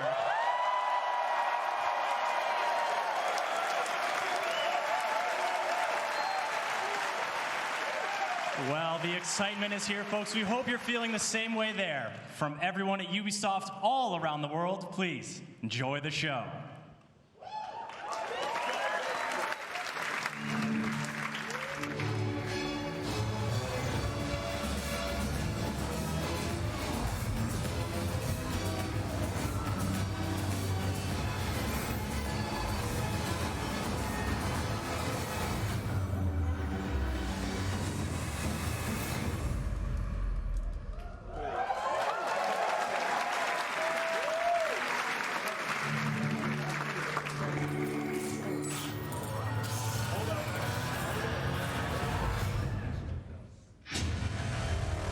London, greatest city in the world. Well, used to be. Now it's a right mess. The government's fucked off. Extremists are grabbing power. Organised crime slicing up the boroughs. The war dogs are out. And freedom's a bloody joke. But this ain't their London. This is our London. And there's a new power growing. It's all of us, together. We're building a resistance, one recruit at a time. What's my favourite operative up to this evening? And no, I never say that to the others. Scouting talent, Bagley. So gob shut, eyes peeled, yeah? I have no eyes, and if I did, I wouldn't peel them.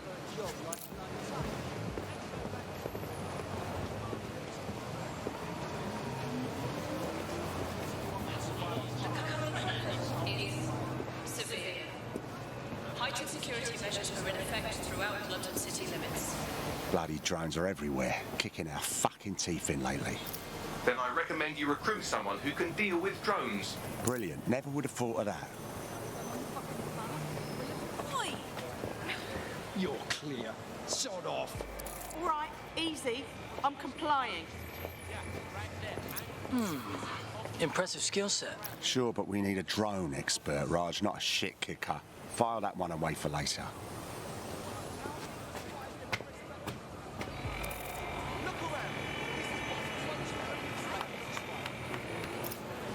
you concerned about the increased Albion presence in London? It's a total disgrace. Mercenaries patrolling the street. Get the fuck over here. Me? I ain't done nothing. Come on, you shifty prick. Hurry up. Well now. Jimmy Shaw. No formal engineering training, but he has several mischief charges for hijacking Albion drones. Hold still. Fuck you, man. You got no right. Fucking hell. We find our drone expert and he's about to get himself nicked. I'm dead set. Get out of here. Riot! Drone! Keep your hands visible. Best not to escalate if you don't... Oh, just ignore me. Prepare to be detected.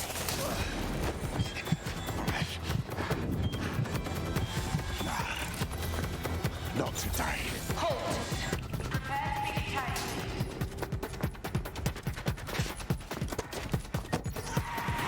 Autodrive now disabled. Several chase drones are converging on your position. No shit.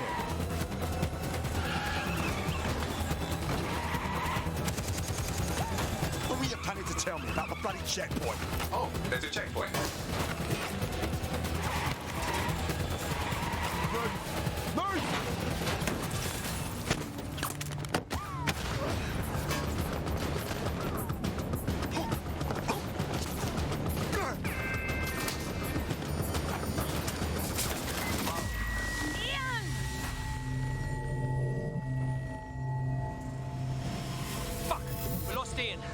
gone.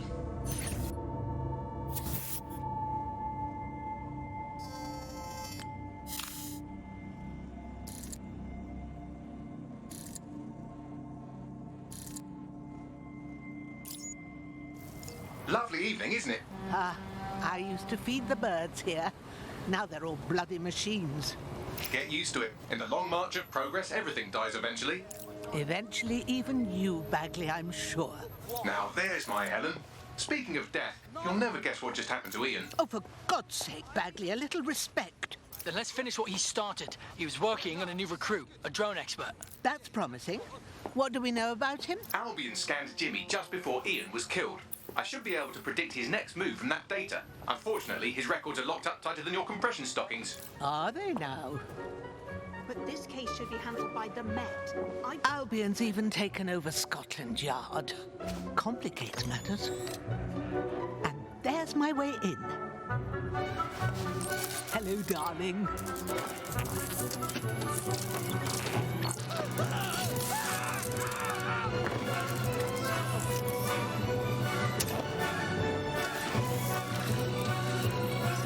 Time to go. They'll be on to me.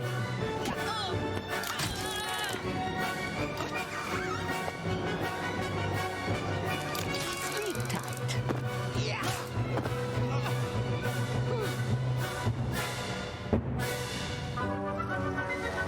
The files you stole indicate that Jimmy's gone to Camden Market. Let's get someone over there, Bagley. Chop, chop.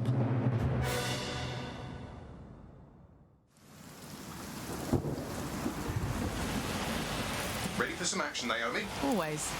But this recruit better be worth all the trouble. According to the Scotland Yard records, Jimmy's sister was killed by Clan Kelly. We believe he's seeking his revenge inside Camden Market. Camden Black Market, you mean?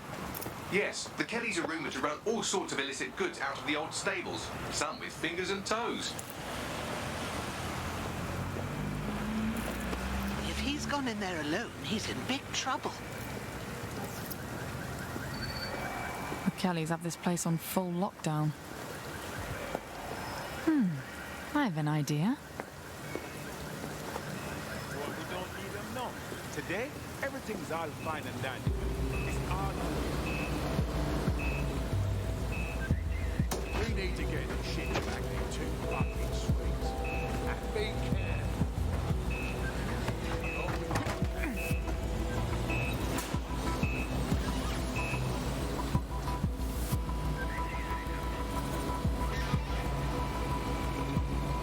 Now, Naomi, we've already lost one operative, so try not to get killed, or we'll be in the red for the day. Copy that.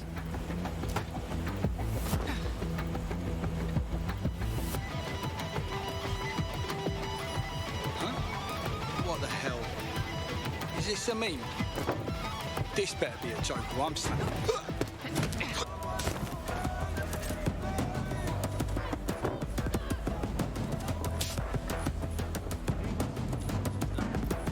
Cannabis and fentanyl, together at last through the miracle of genetics.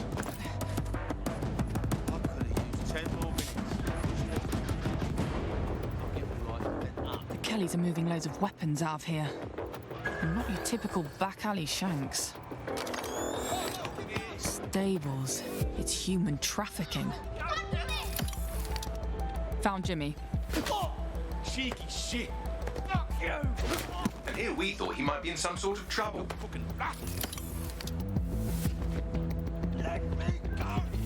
So, how are you going to get him out of there? Lots of hugs and kisses.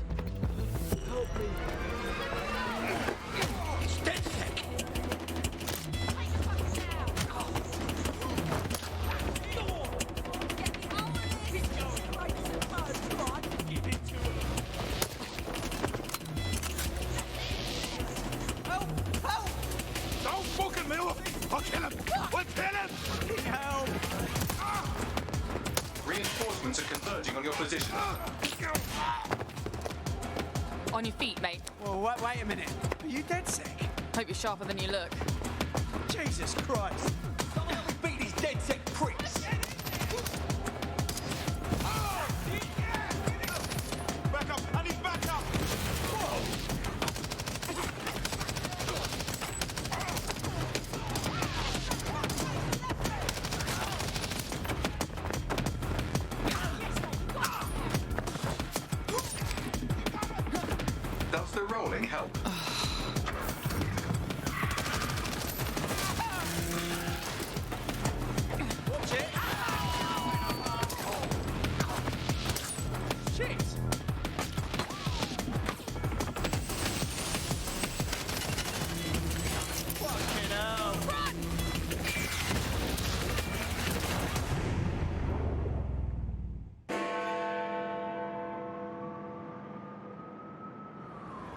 Well, we showed those fucks, didn't we?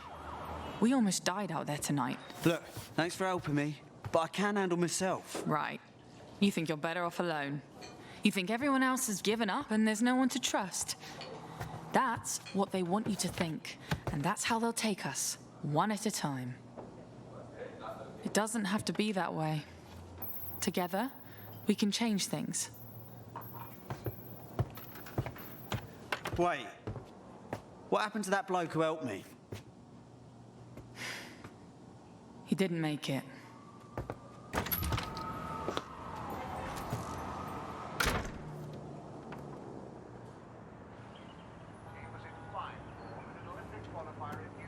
Fuck it.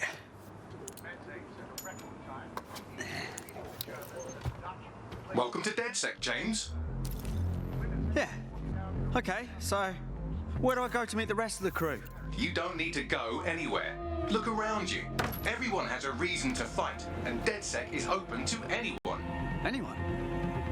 Welcome to the Resistance.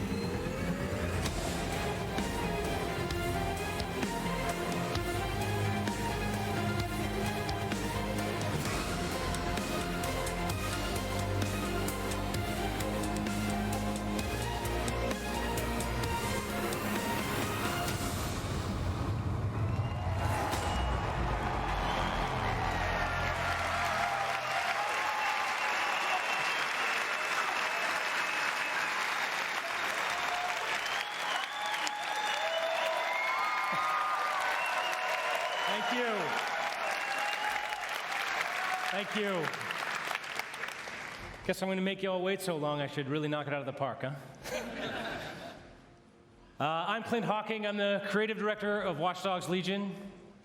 And for the past few years, the team and I have had the privilege to work on a game and an innovation that we are very proud of. Watch Dogs Legion is set in London, one of the greatest cities in the world, and it's had a massive influence on all of our culture for centuries. Today, with Brexit, London's at a turning point. It's hard to predict what the future holds for London, for the UK, or for the world. But history has proven time and again that where London goes, all of us go together. In our near future, London is facing her downfall. The UK has become a surveillance state, and freedom has been replaced with fear. Armed drones patrol the streets, deportation squads rip people from their homes, and Granddad is using crypto to buy a new kidney on the black market. But Londoners never surrender. Their resilience and determination is an inspiration to us all, and they are the heroes of our game. All of them. In Watch Dogs Legion, your mission is to build a popular resistance to fight back against the emergence of an authoritarian regime. This means you don't just play as one hero, but many. And in Watch Dogs Legion, you can recruit and play as anyone.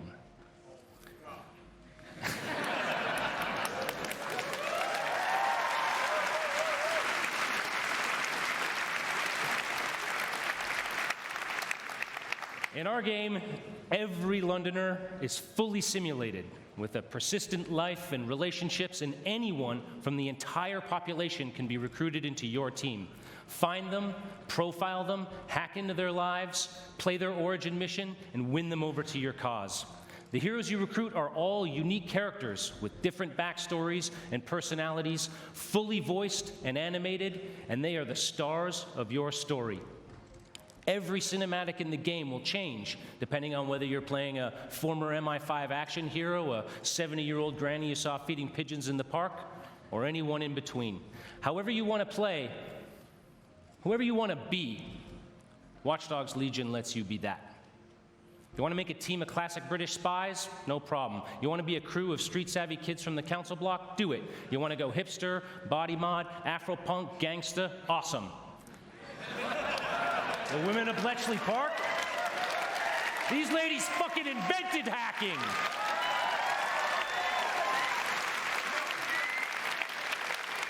Play as Anyone is the innovation that transforms a story about freeing London and the world from the grip of tyranny into a game about the heroes that live in each of us. Because being a hero isn't just a job for someone else anymore. It's a job for everyone. So on behalf of the Watch Dogs Legion's team here and around the world, I hope to see you on the booth. Thank you for your time, and welcome to the Resistance.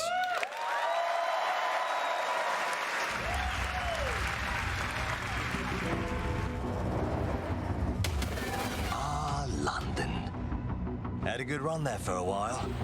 Now it's all riots, bombings, and people thrown in cages like animals. Oh, and who could forget the killer robots everywhere? So yeah, that's all gone a bit shit. It's up to us to take our city back. Thing is, we can't do it alone. We need to recruit a resistance. I know what you're thinking. Where do we start? Open your eyes and take a look around. Look here. Look at him. No, not him. Him. Former MI5. Duty never ends. He can get anywhere and erase anyone. See her? Let's kick those bastards out of London. She got kicked out of Oxbridge Robotics School for teaching him to reproduce.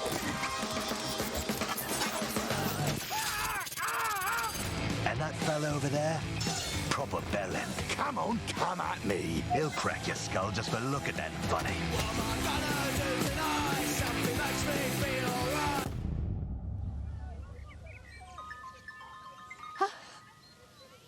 This had better be fucking good. And allow me to introduce you to the deadliest of the lot. She's not old, she's experienced. Like I said, you can recruit anyone, and I mean bloody anyone. Him, her, everyone is a secret weapon. Find them, recruit them, build the resistance.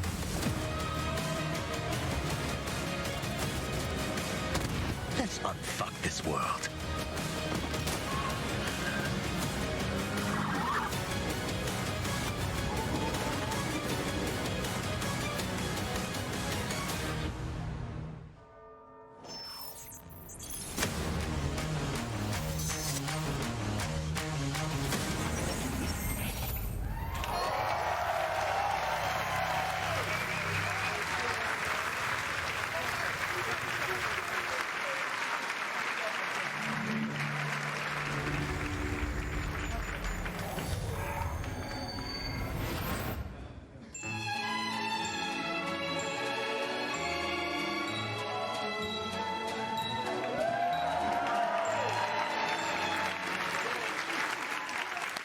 Hello. My name is Rob McElhenney, and for the past 14 years, I have been making a television show called It's Always Sunny in Philadelphia. Thank you. But I am here today because I love games, and I wanted to express that love in the only way that I know how, save for playing them, and that is to make a TV show about them. More importantly, the people who create those games and the people who play them. So last year, I called the funniest people that I knew, Charlie Day, Megan Gans, and David Hornsby, all executive producers on Sunny, and we started talking. We realized very early on that if we were going to do this, we wanted to do it right and to be as authentic as possible, because, as you all know, nobody smells bullshit like this particular community. So we did the right thing. We partnered with Ubisoft, and away we went. It has been an incredible experience working with one of the biggest and best game developers in the world to inspire us, because our show takes place in the fictional studio that created the biggest MMORPG in the world, Mythic Quest. And we meet them on the cusp of releasing their biggest expansion yet, Mythic Quest: Raven's Banquet. The show follows the team of devs as they navigate the challenges of running their game while dealing with the difficulties of modern office life. These people are truly stuck together, yet they grind it out day after day for the love of the game. And at the head of that team is my character, creative director, Ian Grimm. Like, like most creative directors, he's gifted, driven, and tirelessly dedicated to his game. And like most of the creative directors that I've met, he has an ego the size of a city bus. I'm going to get my ass kicked backstage because there's a lot of creative directors here. Joking aside, it is clear that those creative directors and the thousands of people who work on these games put everything that they can into them. They recognize that they have a tremendous opportunity and responsibility, that they must do everything in their power to ensure that the games are nothing short of the best that they can make, because that is what the community, you, deserve. I promise you that in making this show, we took the same approach. So without further ado, here is a brief look into our upcoming TV series for Apple TV+, Mythic Quest, Raven's Banquet.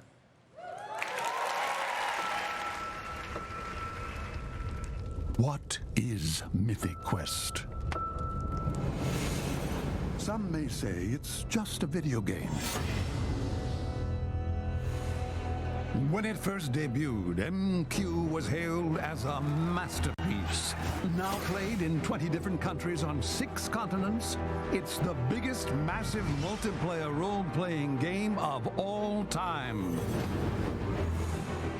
And today, they find themselves on the precipice of their first major expansion, Mythic Quest, Raven's Banquet.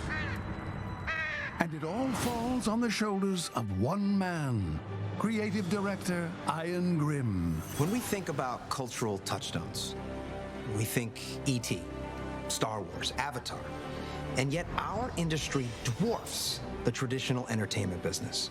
So when we think about legends, why not think Mythic Quest? True indeed. And when we think of visionary world-building artists, instead of just Spielberg, Lucas, and Cameron, why not think Grimm? I'm sorry, I gotta stop. What is this? It's a commercial for the game. It's a commercial for you. It's still going. Oh my God. This is insane. I think it's brilliant.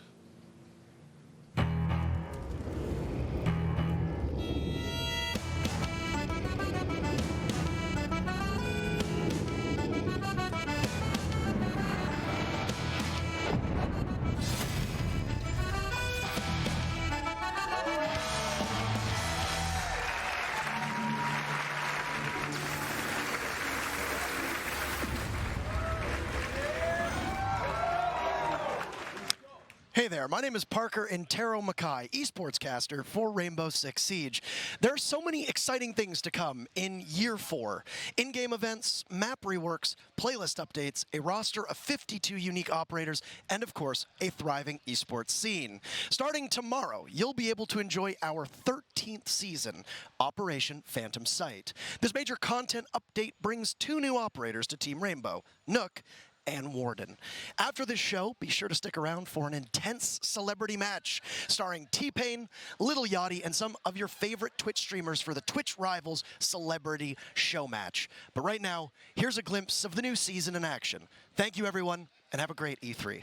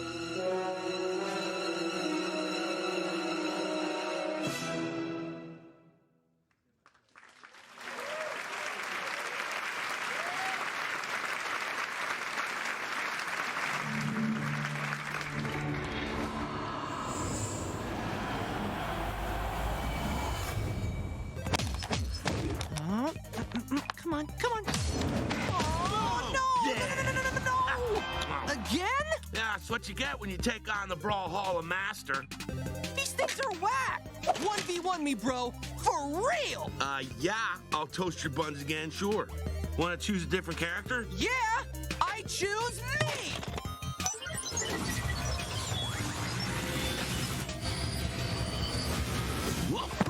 Yeah! Woohoo! Brawl Jabraic! Oh, my burrito! Whoa! It's those guys from the game! What time is it? Adventure time!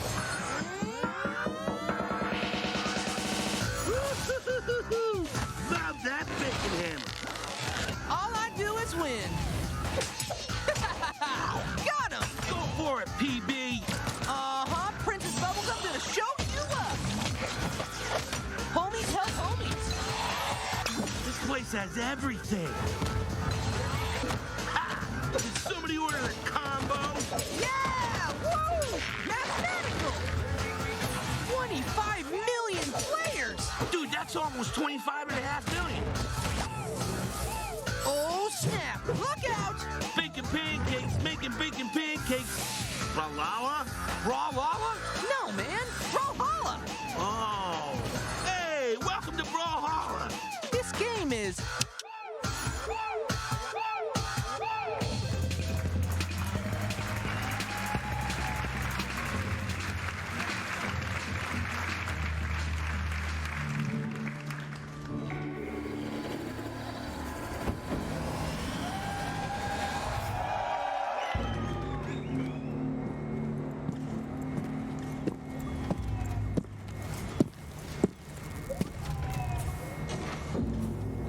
The only test of a man's worth is battle.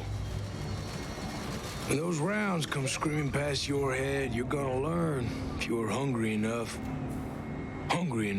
to take that victory. And we're going to battle with the soldiers that we used to be. Ghosts. And you better believe that they are hungry too.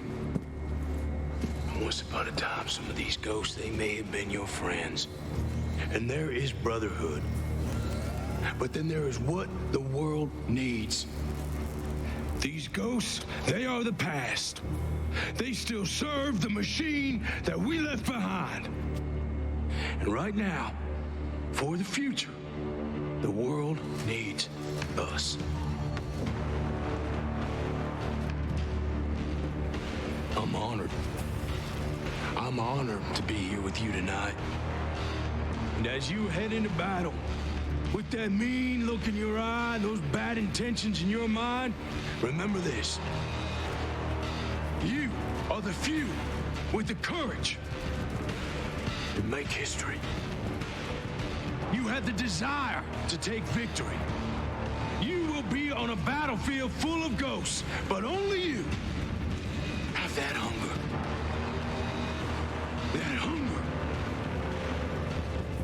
that makes you wolves.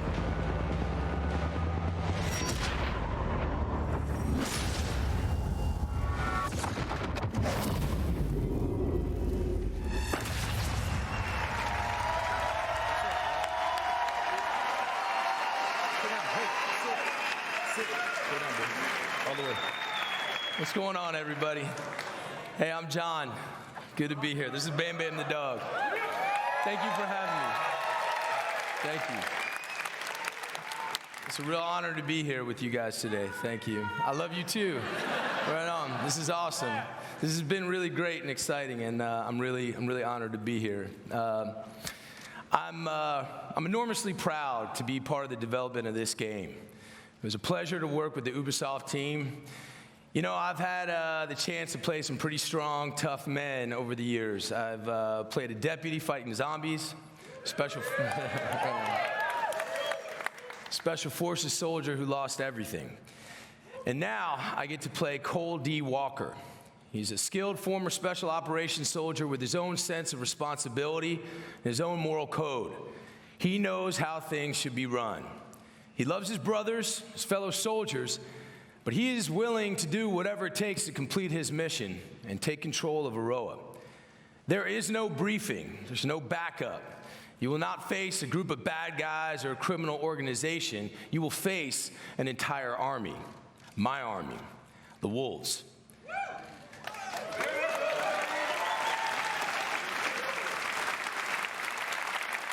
We've got the numbers, we've got the organization, and remember, we trained alongside you.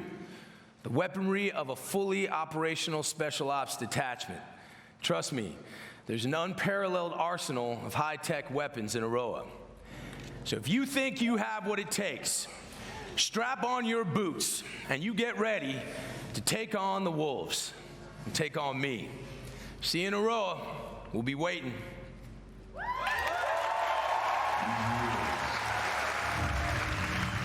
Are perfect predators. They have the knowledge of their hunting ground, but we have the element of surprise.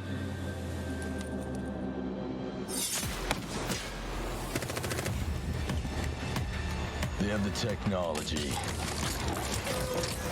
but we have the skills to even the odds.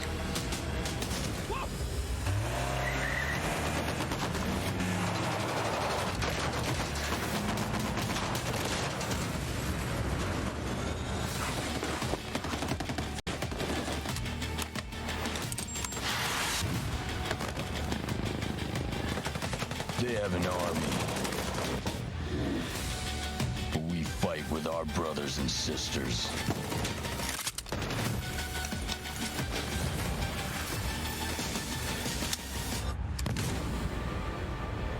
They are hungry, but we are enraged.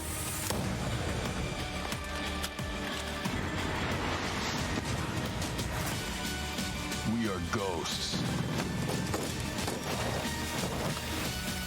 And ghosts never die.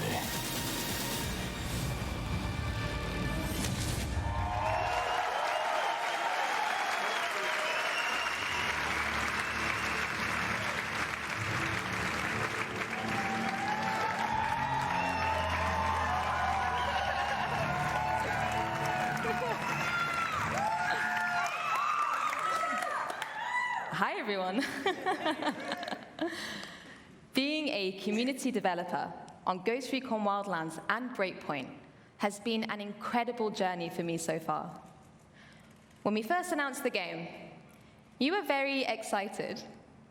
And after discussions with members of our community, I today announce that with our post-launch plan, we will be bringing back our AI teammates for our solo players.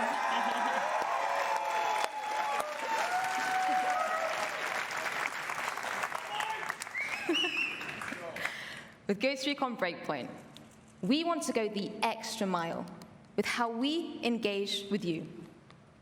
So I'm pleased to announce a brand new community program that will allow you to express and share your passion. Welcome to Ghost Recon Delta Company.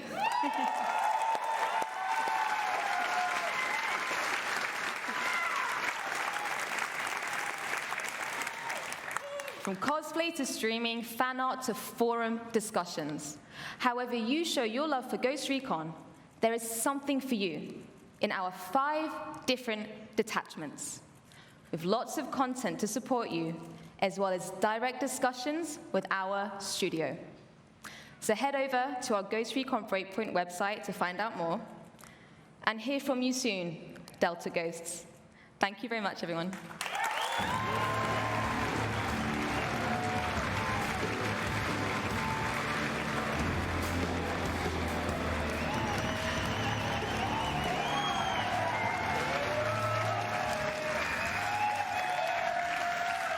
Thank you, Laura. Hello, everyone.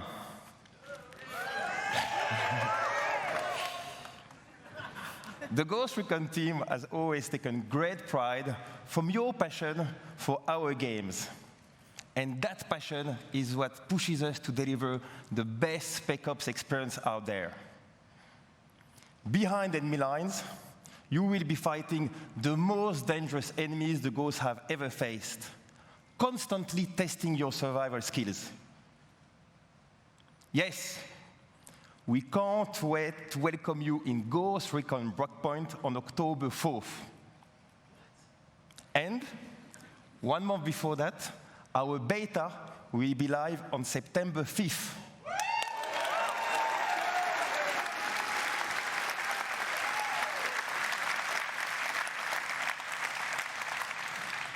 You can register on our website right now for a chance to participate. Ghost Recon Breakpoint will be live for years to come. We've got your back.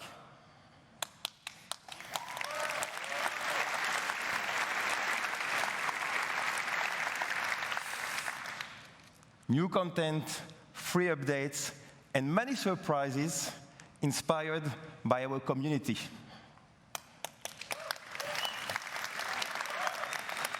Yes, yes, like this one.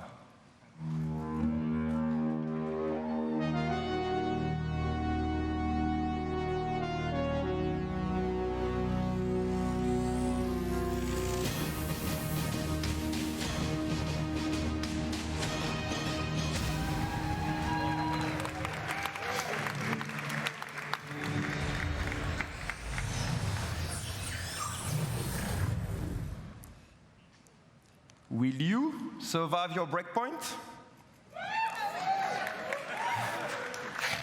All right. See you all out there. Have a good one.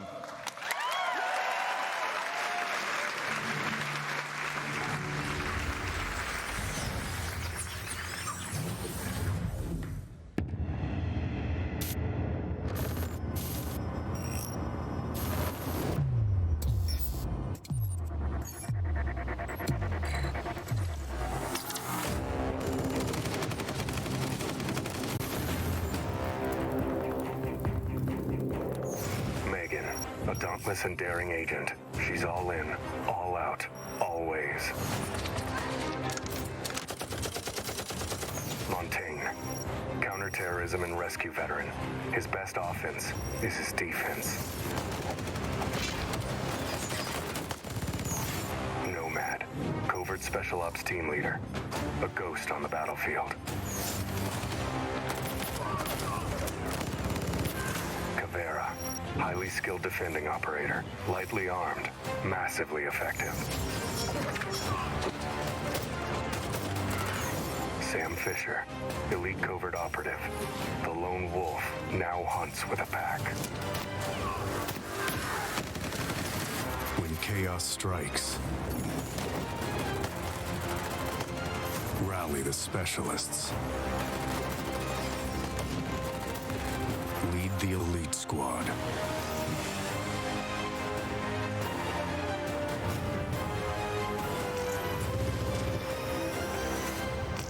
Pre-register now.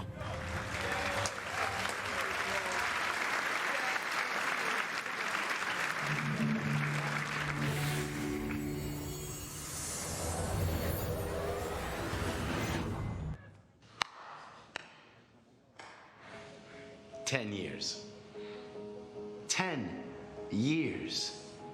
Wow, that's a lot of dancing. We're exhausted. I know. But think of everything we've done.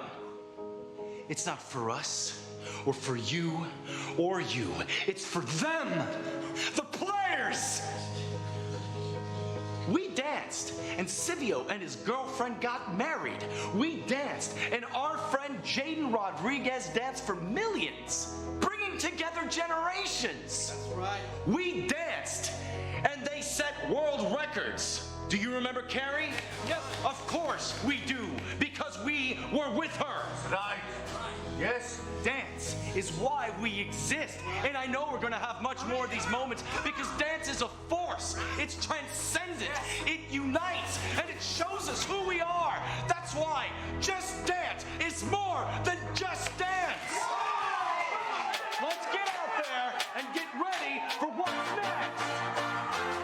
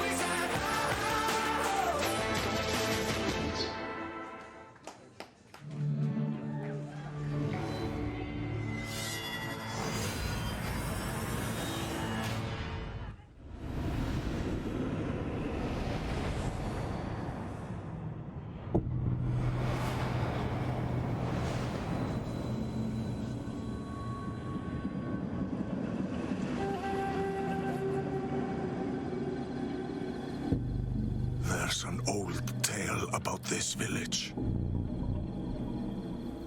A samurai came to deliver justice. But darkness clouded her mind. She slaughtered every living soul.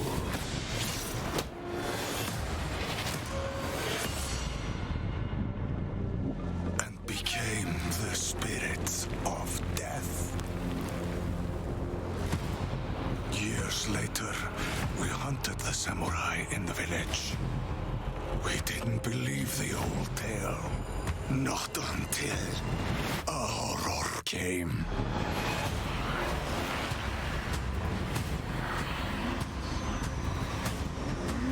Spirits hungered for our souls.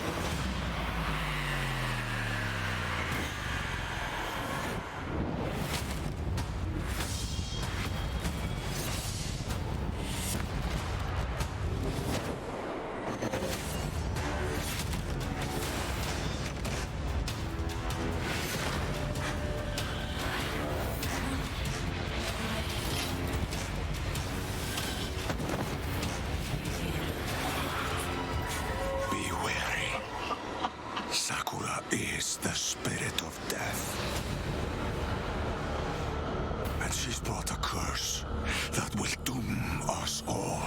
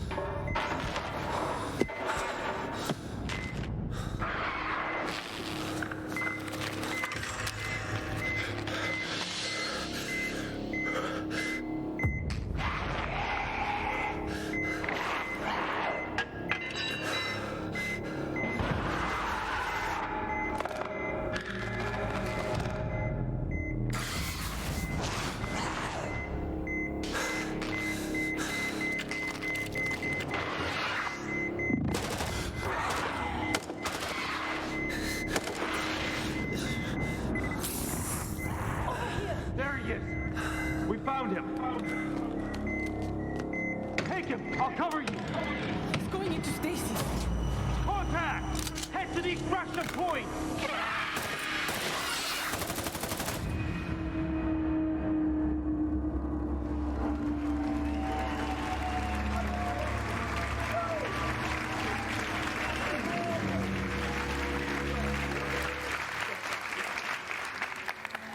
Hi, I'm Bio Jade, and I'm the lead game designer on the next Rainbow Six game.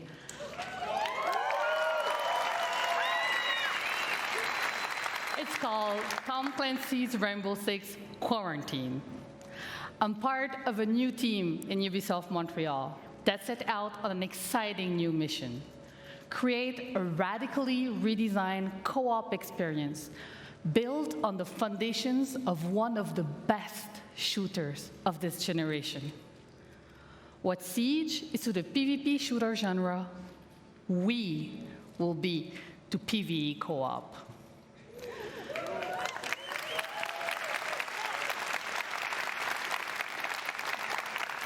Quarantine will test your tactical skills and survival instincts, holding you and your operators on the razor's edge.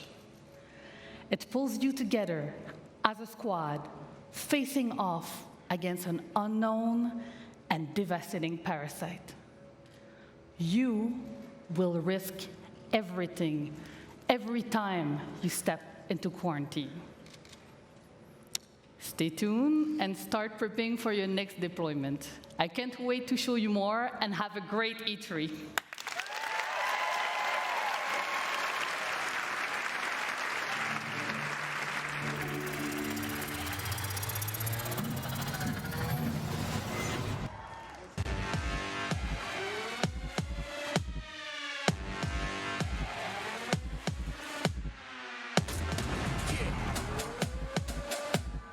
Is that a f***ing hunter? Yeah! God, Mom! I'm playing video games!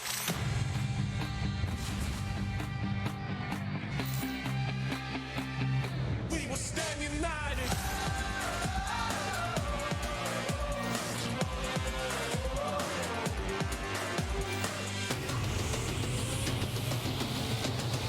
We will stand united.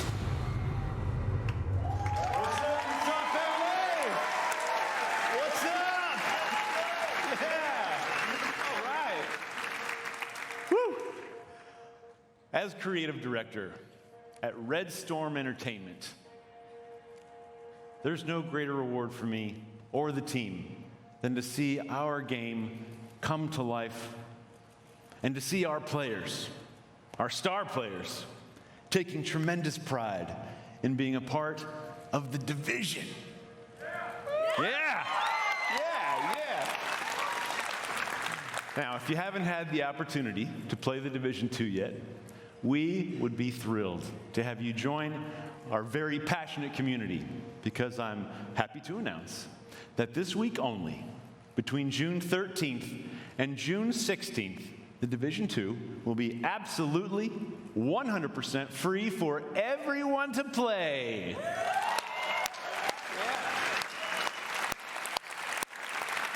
And there's no better time to join us, as we're about to release the first of our major content updates for our year one journey.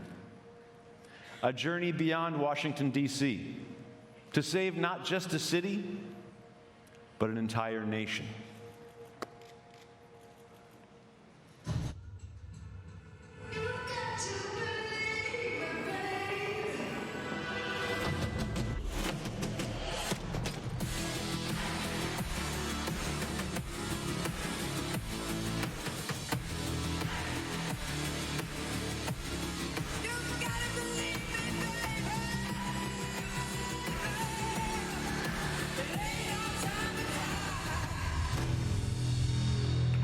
All right.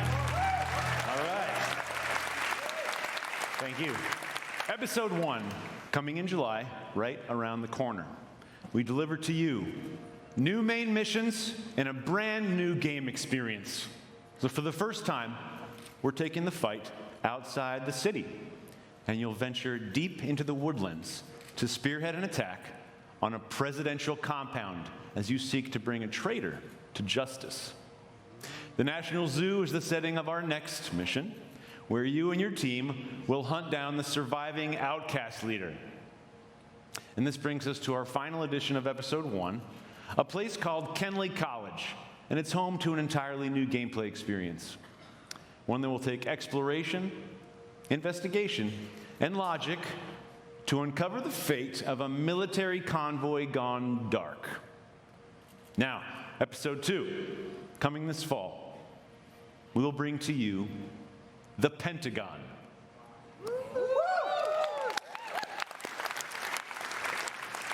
Once an impenetrable fortress, it has fallen to the Black Tusks, and its secrets are about to be thrown out into the open. You must do everything it takes to secure what lies behind the walls of this last castle. But this won't be the greatest danger you face in Episode 2. I'm very excited to tell you that our second raid will be coming this fall, bringing back intense 8-player action. Yeah! Watching you tackle the first raid was awesome. and we cannot wait to see what world records you break this time around. Now, this brings us to our third and final episode of Year One. What if rebirth was not about bringing the world as we know it back to life, but the opposite? One man holds that power, and humanity itself is at stake. Agents, it's time to engage in a manhunt.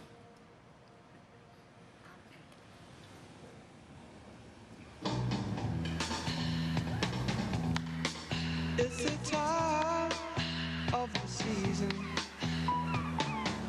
when love runs high. In this time, give it to me easy. Let me try with pleasure. We had the training. We fought to protect the weak. But training doesn't prepare you to hunt someone you used to call brother. He has left us no other choice. If we don't stop him, there will be nothing left to save. Holy shit, what about that? Man. Woo. I can't wait for that. Okay, one last thing. As you might know, we have been working on a movie. It will be directed by David Leitch, starring Jessica Chastain and Jake Gyllenhaal. Well, today, I'm proud to announce that we will be making the Division movie with Netflix. More to come on that in the future. Thank you very much. Thank you.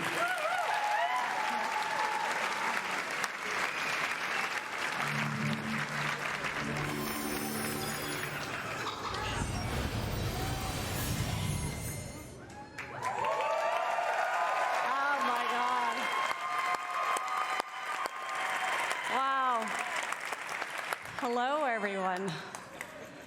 I'm Brenda Panagrossi. I'm Vice President of Platform and Product Management. Ubisoft has been creating worlds for over 30 years. We have the most diverse library of games, and we're about to make it even easier for you to play them. I'm here to announce Ubisoft's new subscription service on PC called Uplay Plus.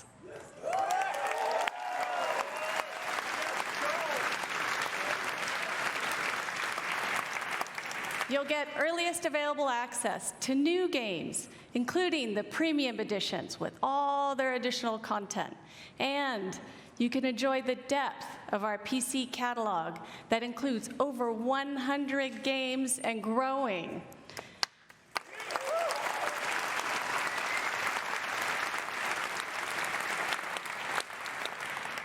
Uplay Plus will be $14.99 a month.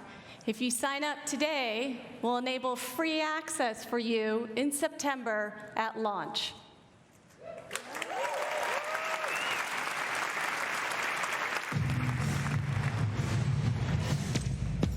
Let me know if you ready to get dollars, holla, cause we wildin' out. If you want it ready, steady, go. Fight the good fight because this is war.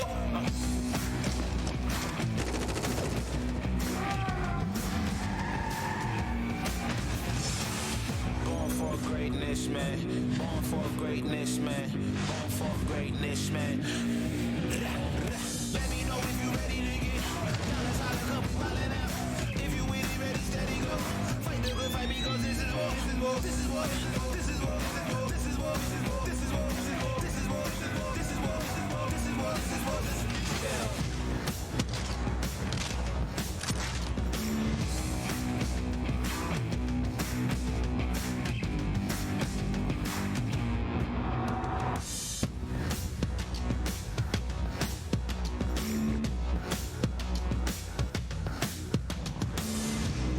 Greatness, man. Born for greatness, man. Born for greatness.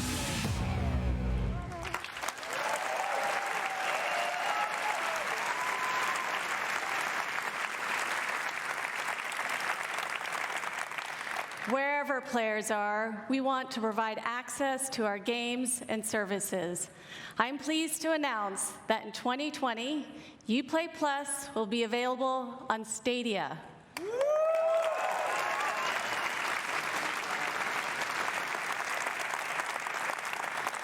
Stadia is the new generation gaming platform where you can play our Stadia games from any device. A special thank you to Phil Harrison and his team.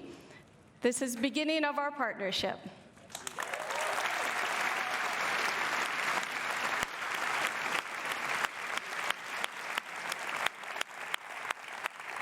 Thank you so much.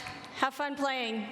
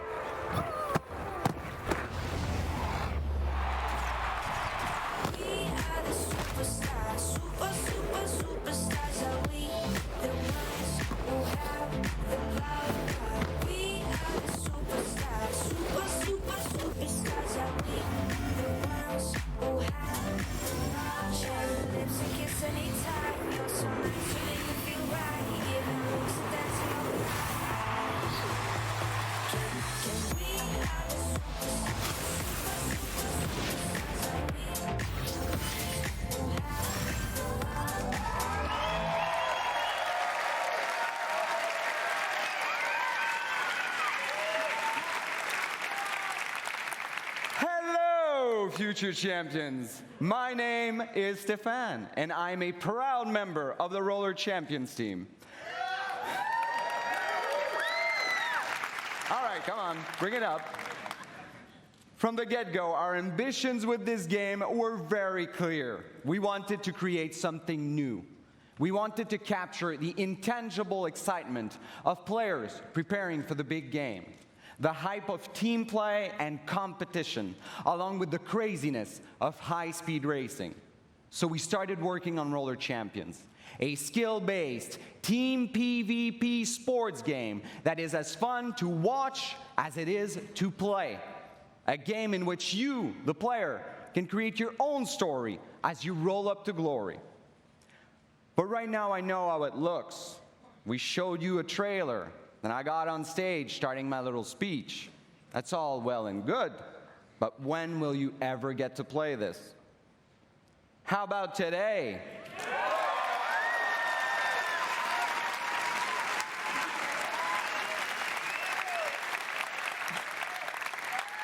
That's right. When we're done here, I want you to head over to Uplay on your PC to download a pre-alpha E3 demo of Roller Champions.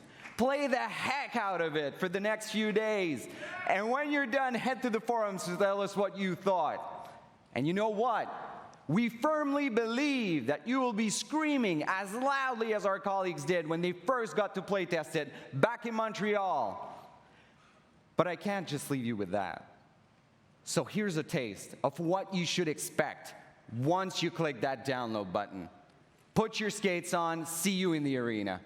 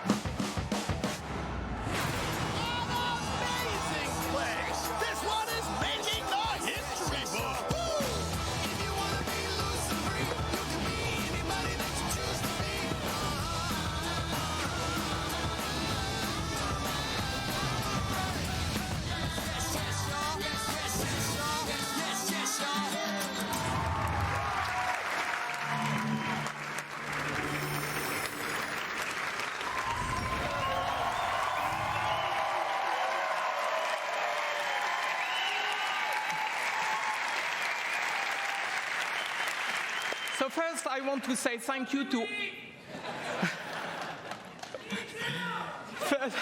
Thank you. So first, I want to say thank you to all the Ubisoft teams around the world for your talent and energy. You know, congratulations for another great show. Thank you. So I believe video games have a positive impact on all of us and the world around us. At Ubisoft, our intention is to create games that will make you stronger and happier in your life. When you play Ubisoft games, we hope you will spend quality time with family and friends and meet new inspiring people. Learn more about yourself by doing and gain new perspective on the world and help shape it. So to everyone who plays our games, thank you for your love.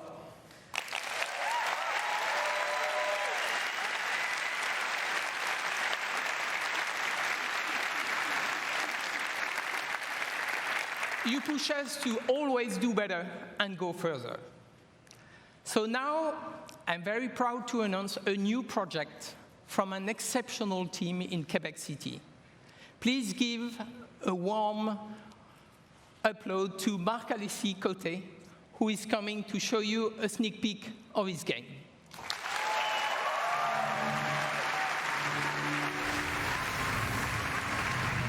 Thank you so much.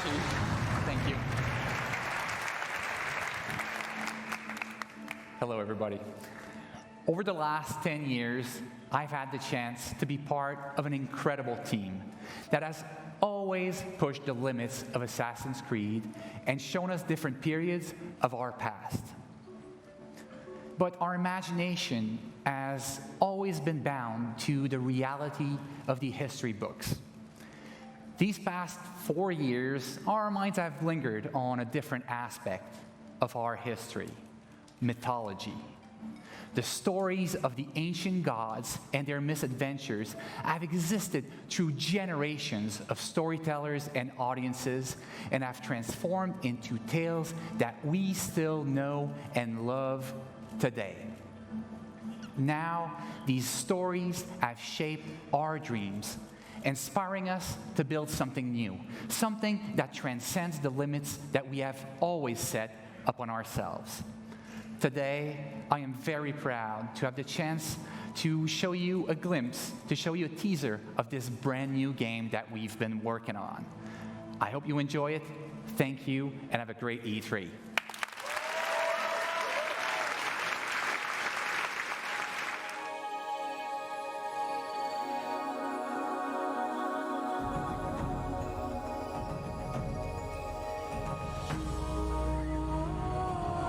When heroes need help, they turn to the gods.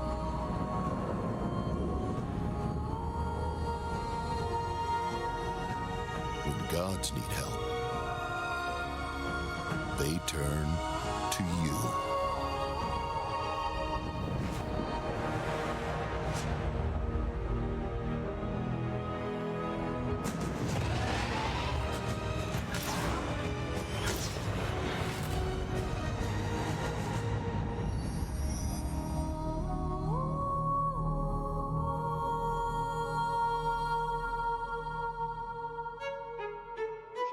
Here we are. Hello, everybody.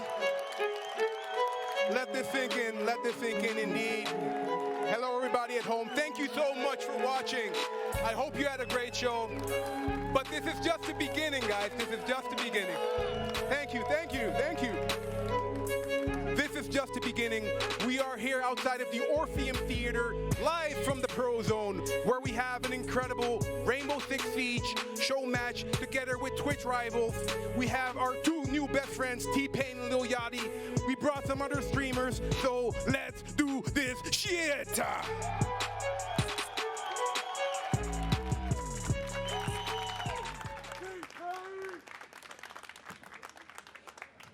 Okie dokie.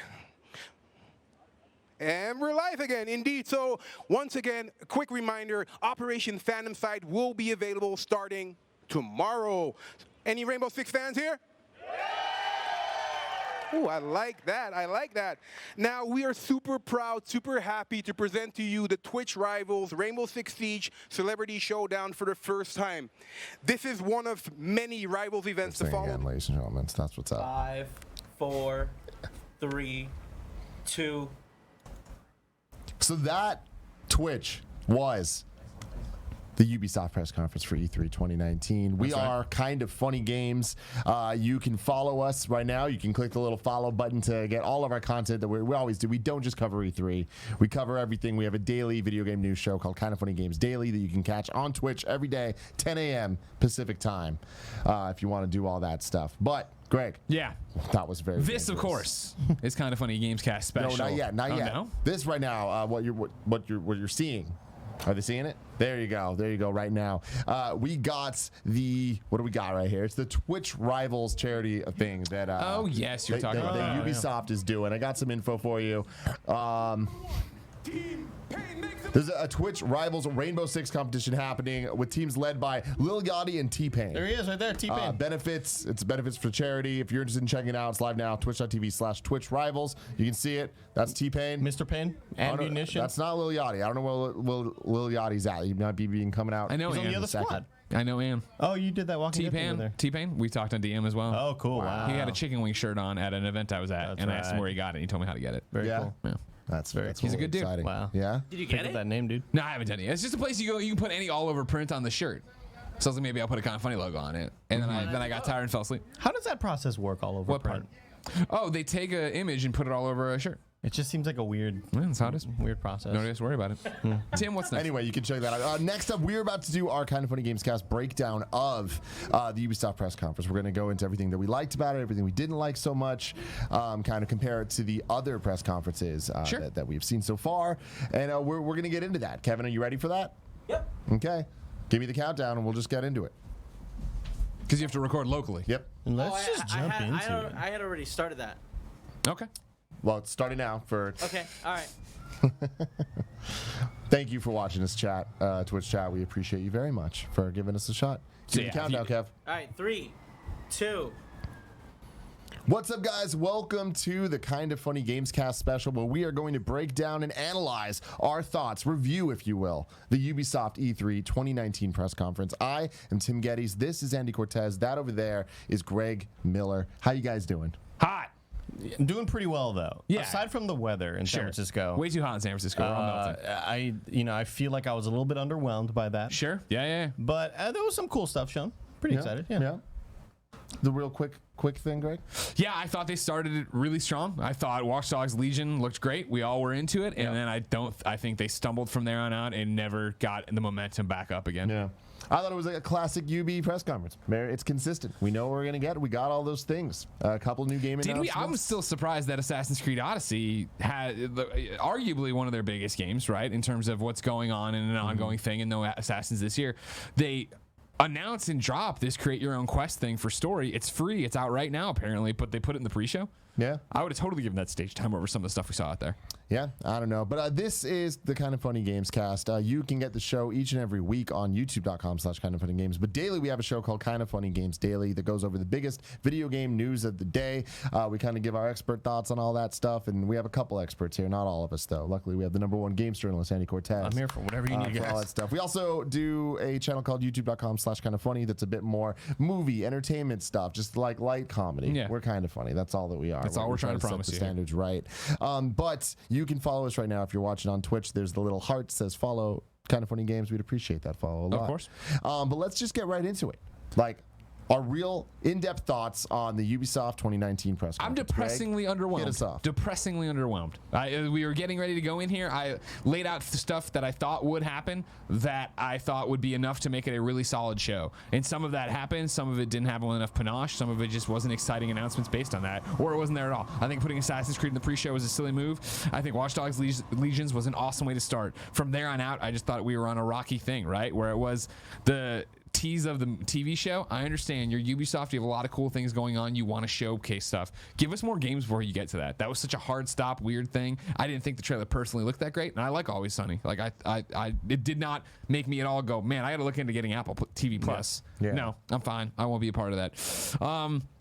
As we talked about, like, you know, Brawlhalla and this Adventure Time stuff. The Ghost Recon Breakpoint isn't my kind of game. I thought that presentation was pretty good. It was a stirring speech from John Bernthal. Then it was weird to have John Bernthal come out and kind of give the speech again, but as John Bernthal, not as his character with his dog Bam Bam. But it was cute to have a dog out there. Sure, why not? The Elite Squad that came thing. There it is, guys. There's Splinter Cell. You know, Sam Fisher not dead. Ubisoft acknowledging he exists in their mobile game, Smash Brothers, whatever they want to call it. How many other franchises do they put Sam Fisher in before a new Splinter Cell? I don't know, and that's why, like, how many are left? I mean, to jump to the fact again, like, I'm a Division fanboy, right? I love the Division. They came out, they talked about the Division. I was like, yes, awesome, more Division stuff. Here we go. You know, episode 1 for July, great. New main missions, brand new game experiences. We're going to the zoo. I like all that. We're going to college, great. Episode 2 is coming the fall. Pentagon, a second raid. Awesome information. The episode 3, we're going back to New York. It's summer, great, but they were setting it up like we're going to have a Cyberpunk Keanu reveal or a John Bernthal reveal, right? Of like, we have to go and we're going to take on one. And you got there, and it's just like, oh, we're just There's going. A special operative. We're They just kept going on back. like making a point that the person we're hunting down is of. It almost reminded is a me. name. It almost reminded me of yesterday during Bethesda when Fallout 76 came out and they showed the NPC start talking. And I got up and started clapping. You guys had no idea why that was a big deal. I think the build up to in the reveal there was, hey, we're going back to New York in the summer. Tim, do you understand that that's a big deal because Division 1 was set in the snow and like that in New York? Yeah, I do, but Yeah, it's just do like you I care, feel like that'd be right? more exciting to you. That's why I was like that, because I made a reference that it's like that's kind of like in Pokemon when at the end of the second game you face yourself from the first game. Like, Sure. that's cool, but in Division that seems like that's not exciting to you at all. I mean, the way they didn't frame it correctly, right? They seemed like they were building up to, and we're going to go after this person, this celebrity, this star, this whatever. But I mean, isn't the answer to that just you're going after yourself? No, you're not going after yourself. I mean, it won't be your character. I mean, they're not going to dial into how would that work in terms of if you went after Implication, not like the actual character, but just like the idea is like it is your agent or whatever. Yeah, but if it's not my agent, why would I care? You know what I mean? Like Yeah, if I get there and it's not my Taylor Swift from the first game, This is and I'm why going I to disagree with you about the Assassin's Creed thing, because it's like I feel like this conference was just a bunch of like, hey, here's updates to all the projects we're working on. Sure, but that's what you're gets hard about. But these you're the E3. student of hype. There's a way to hype that stuff, right? There and that is. was the thing, even for the Division. I just don't feel it had the hype to it. I don't even think had like. I don't think any of the stuff they did punched. See, I think that this conference did a very good job of pacing, of getting in, getting out. Really? I don't think that the celebrities were. I felt like were that was misused. a long hour and 15. I mean, I didn't really love many of the announcements, but I feel like they didn't spend too long on anything. I remember a couple years ago for Ubisoft, like even just comparing it to themselves in the past couple years, Watch Dogs 2 compared to Watch Dogs Legion, Watch Dogs 2, they did the briefing, then a long demo that was way too long, and then a trailer, and then they had someone else talk again, and then when they did the celebrity stuff, it'd be like there was always like one segment too much. I feel like this, they didn't do that. At least everything had a pace to it where it was kind of someone's gonna come out to announce it, they show something, someone talks about it, and then just rinse and repeat. I wish we would have started off with Just Dance. I know that maybe they wanted to break the mold and do something 10 years, different. man. Let's celebrate it. But I would have loved to have gotten that out of the way and then bam, immediately into Watch Dogs Legion. I thought that would have been a cool 1-2 punch. Sure. Mostly because, you know, a lot of us don't care about Just Dance, and kind of putting that in the middle was a little bit weird. Kind of threw off the you went to the restroom, like that's sort of the typical Just Dance thing. It's like our break time. I understand what's happening. Yeah, I understand what they have to do. You're Ubisoft. You make a lot of money. You're on doing this game. it right. This is something they were talking to me about when we were doing rehearsals. The tech guys who were running stuff for EA, right? Of like how this is a broadcast, right? Mhm. Like we're going broad. Like you need to cover all your bases. We understand that. We talked about this Yeah. with Bethesda last night and their mobile properties and all. Are the we things going they were step by talking step about. on this? or- We will go step by step. Right now, I want to keep it kind of broad. I want to start with just the things that I did like. I liked the new game that they showed, Gods and Monsters. I'm interested. I think that the February 25th, 2020 release date is a lot sooner than I expected the way they were talking about it. Yeah. I thought it was like, there's this project we're working on. And I thought it was going to be more of a Beyond Good and Evil 2 situation where it's like, here's an idea trailer. We'll see when we ever actually get to play it. But February's not that far away, right? Working backwards from that, I thought... Roller Champions? Watch Dogs Legion looked cool. Yeah. Right? It's like, and that's the thing is like this was kind of it reminds me a lot of the Bethesda conference where it's like, here's updates. Here's a lot of updates on games that you're already playing. And that's kind of Ubi's mantra the last a couple years where they've been building for this, right? We got Rainbow Six Quarantine. That was the next one I was going to pop to. That looks cool. That one was cool.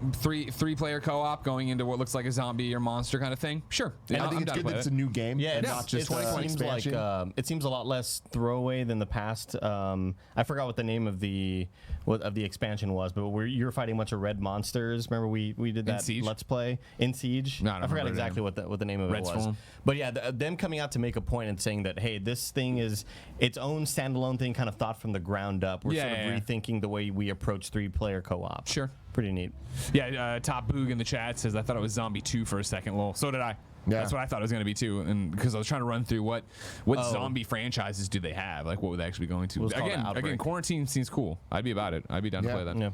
Yeah, I like the idea of that too, especially with Rainbow Six kind of Siege over the last couple of years really finding its footing in the same way that For Honor did, in the same way that Division 1 did. Like Ubi kind of has been fostering these projects and growing them, and with Rainbow Six Siege I think they did a really good job with PvP but also PvE, and it sounds like with Quarantine it's like they're kind of focusing more on the PvE thing. So I wonder if they're going to try to keep the Siege fan base growing and then have this game come out as well, and one's more PvE definitely. and one's more PvP. I definitely think that's the case, because you saw there was a news story recently about how they were saying they want Siege to go into the next gen, like they plan to continue it on that way. And they also, when they were talking about Ghost Recon Breakpoint, they came out and said like this game's gonna be going for years. Yeah. And it's just like that is very good for the communities, the people that are investing in these games. But I do feel like it's going to lead to these E3 press conferences being less and less exciting year after year, because at the end of the day, old game is old. So when you are having Assassin's Creed Odyssey being talked about,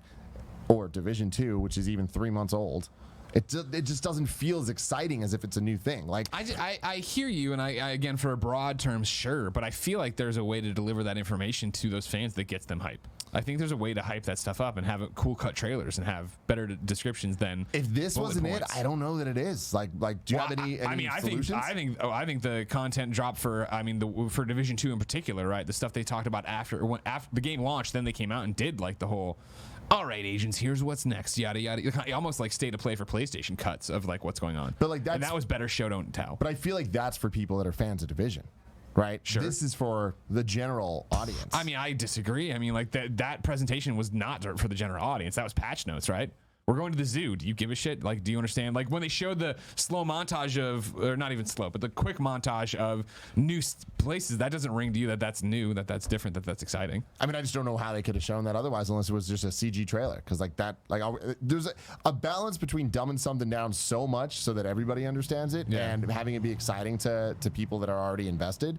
But I just feel like we're just going to hit a point that year after year, Ubisoft's conferences are going to get less and less focused on new experiences and more just like, well, here's some incremental updates to things. And I feel like we're continuing this service. And that's E3 in general, right? As we've talked about. But I mean, I think it's Ubi's E3 in particular, right? Ubi and Bethesda, I guess, are the two. But no, EA, dude. Like, I mean, what? The Battlefield 5, Battlefront 2, like that is literally them bringing out these devs and FIFA. Well, EA didn't have a conference. Yeah. EA didn't have a conference. EA was like, we're just updating these. We're giving you updates on these games, and we're going to do that in a much more deep dive developer way. Sure. Whereas this was, hey, we're going to make announcements. We're like, this is Ubi. I think out of all of them was straight up like, this is a traditional E3 press conference. And I don't think that works anymore. Yeah. If you're going to have it like this, right? Like this is the thing. And granted, if you're new or just want it spelled out, because we are try to be so clear with ethics. Obviously, I hosted EA Play.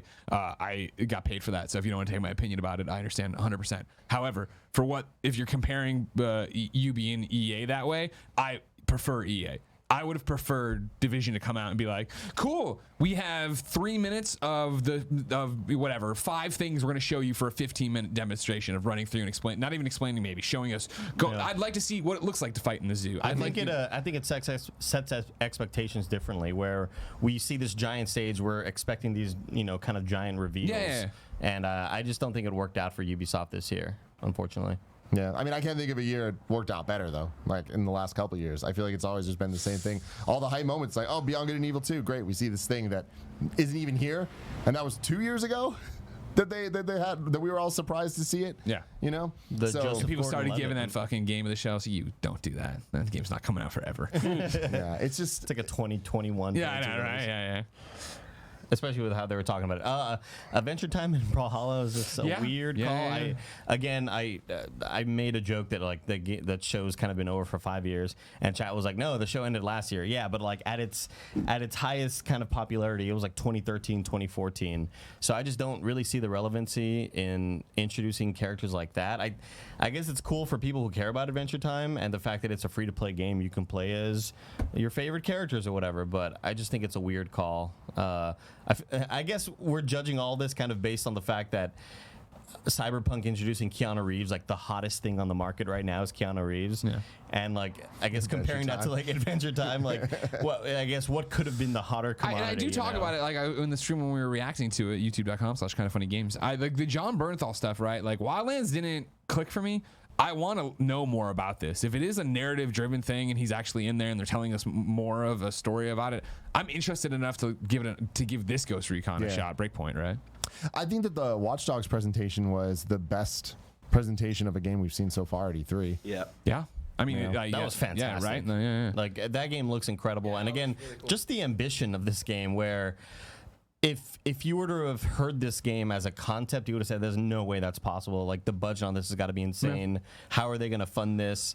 Where are the sort of limitations that we're not seeing from the surface level? Like it's because they've got to be cutting back somewhere else on the project. Sure. It looks fucking awesome though. Like I think that game looks really cool. And I think there's a reason it's one of the best presentations we've seen, right? Because there was so much gameplay in it. Like actually let us see the games. And I understand we've talked about this at each one of these reviews for Gamecasts, that we're in a weird part of the life cycle of these consoles right now and games in general, where it is ongoing games as service, and then it's a bunch of stuff we're ramping up for 2020 as we get closer to that console life cycle switchover. And so to see a game come out and be like, here's all this gameplay of it, that goes a long way, and that's what I want to see out of these things. Yeah, see, I think that like not all games can be treated exactly the same because especially where all the developers are at, all the console manufacturers are at, and I've seen a lot of people criticize us and our in our feedback yesterday to the different conferences on like, oh, like if it doesn't have gameplay, they don't like it, and it's like, oh, they're hypocrites if they like this CG trailer but not that. It's like for game announcements, like things like Deathloop, it's like we can just see a CG trailer and understand like this is a brand new IP and it's exciting. It's exciting. There's a new IP, and we're excited about that. We're not excited saying it's going to be the best game ever. You know, but then for games that are like closer in release, like Gears 5, it's like I'm disappointed we didn't see gameplay because we should have seen what we just did for Watch Dogs 4 Gears. And we saw Austin Creed though. And we did see Austin underneath. Creed. Yeah, beautiful. But I feel like with all the games it's different. I think that Watch Dogs really nailed it, where they had a trailer that looked cool. They showed gameplay that backed it up in a moment-to-moment way that you're like, all right, I believe this. This is how the game works. Yeah. Right? And so I think that was really cool.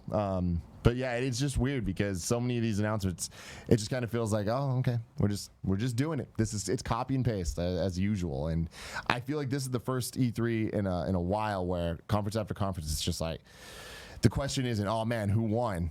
It's like, did anyone win? I don't know. Sony. It's just like the only way to win is by not playing. Yeah. But everybody kept posting the meme of like, you can't disappoint if you don't have a conference. Yeah, I don't know. I don't like that mentality either, though, because it's like these people are showing up and like there is cool stuff. Yeah. So it's like just because there's a lot of meh stuff around. There's a lot of cool I don't mean to toot our own horn. We're 2 hours away from the Kind of Funny Game Showcase. Is Kind of Funny about to have the best press conference? We'll see. We'll see. I invite you all to live stream it and then do a post show where you just tear it apart like we do. Like we do every one of these things. I don't like that game. Not enough gameplay. Too much gameplay. Yeah, I don't know. So far, just ranking the conferences to you guys, like, what do you think? I think Bethesda's far and away the winner.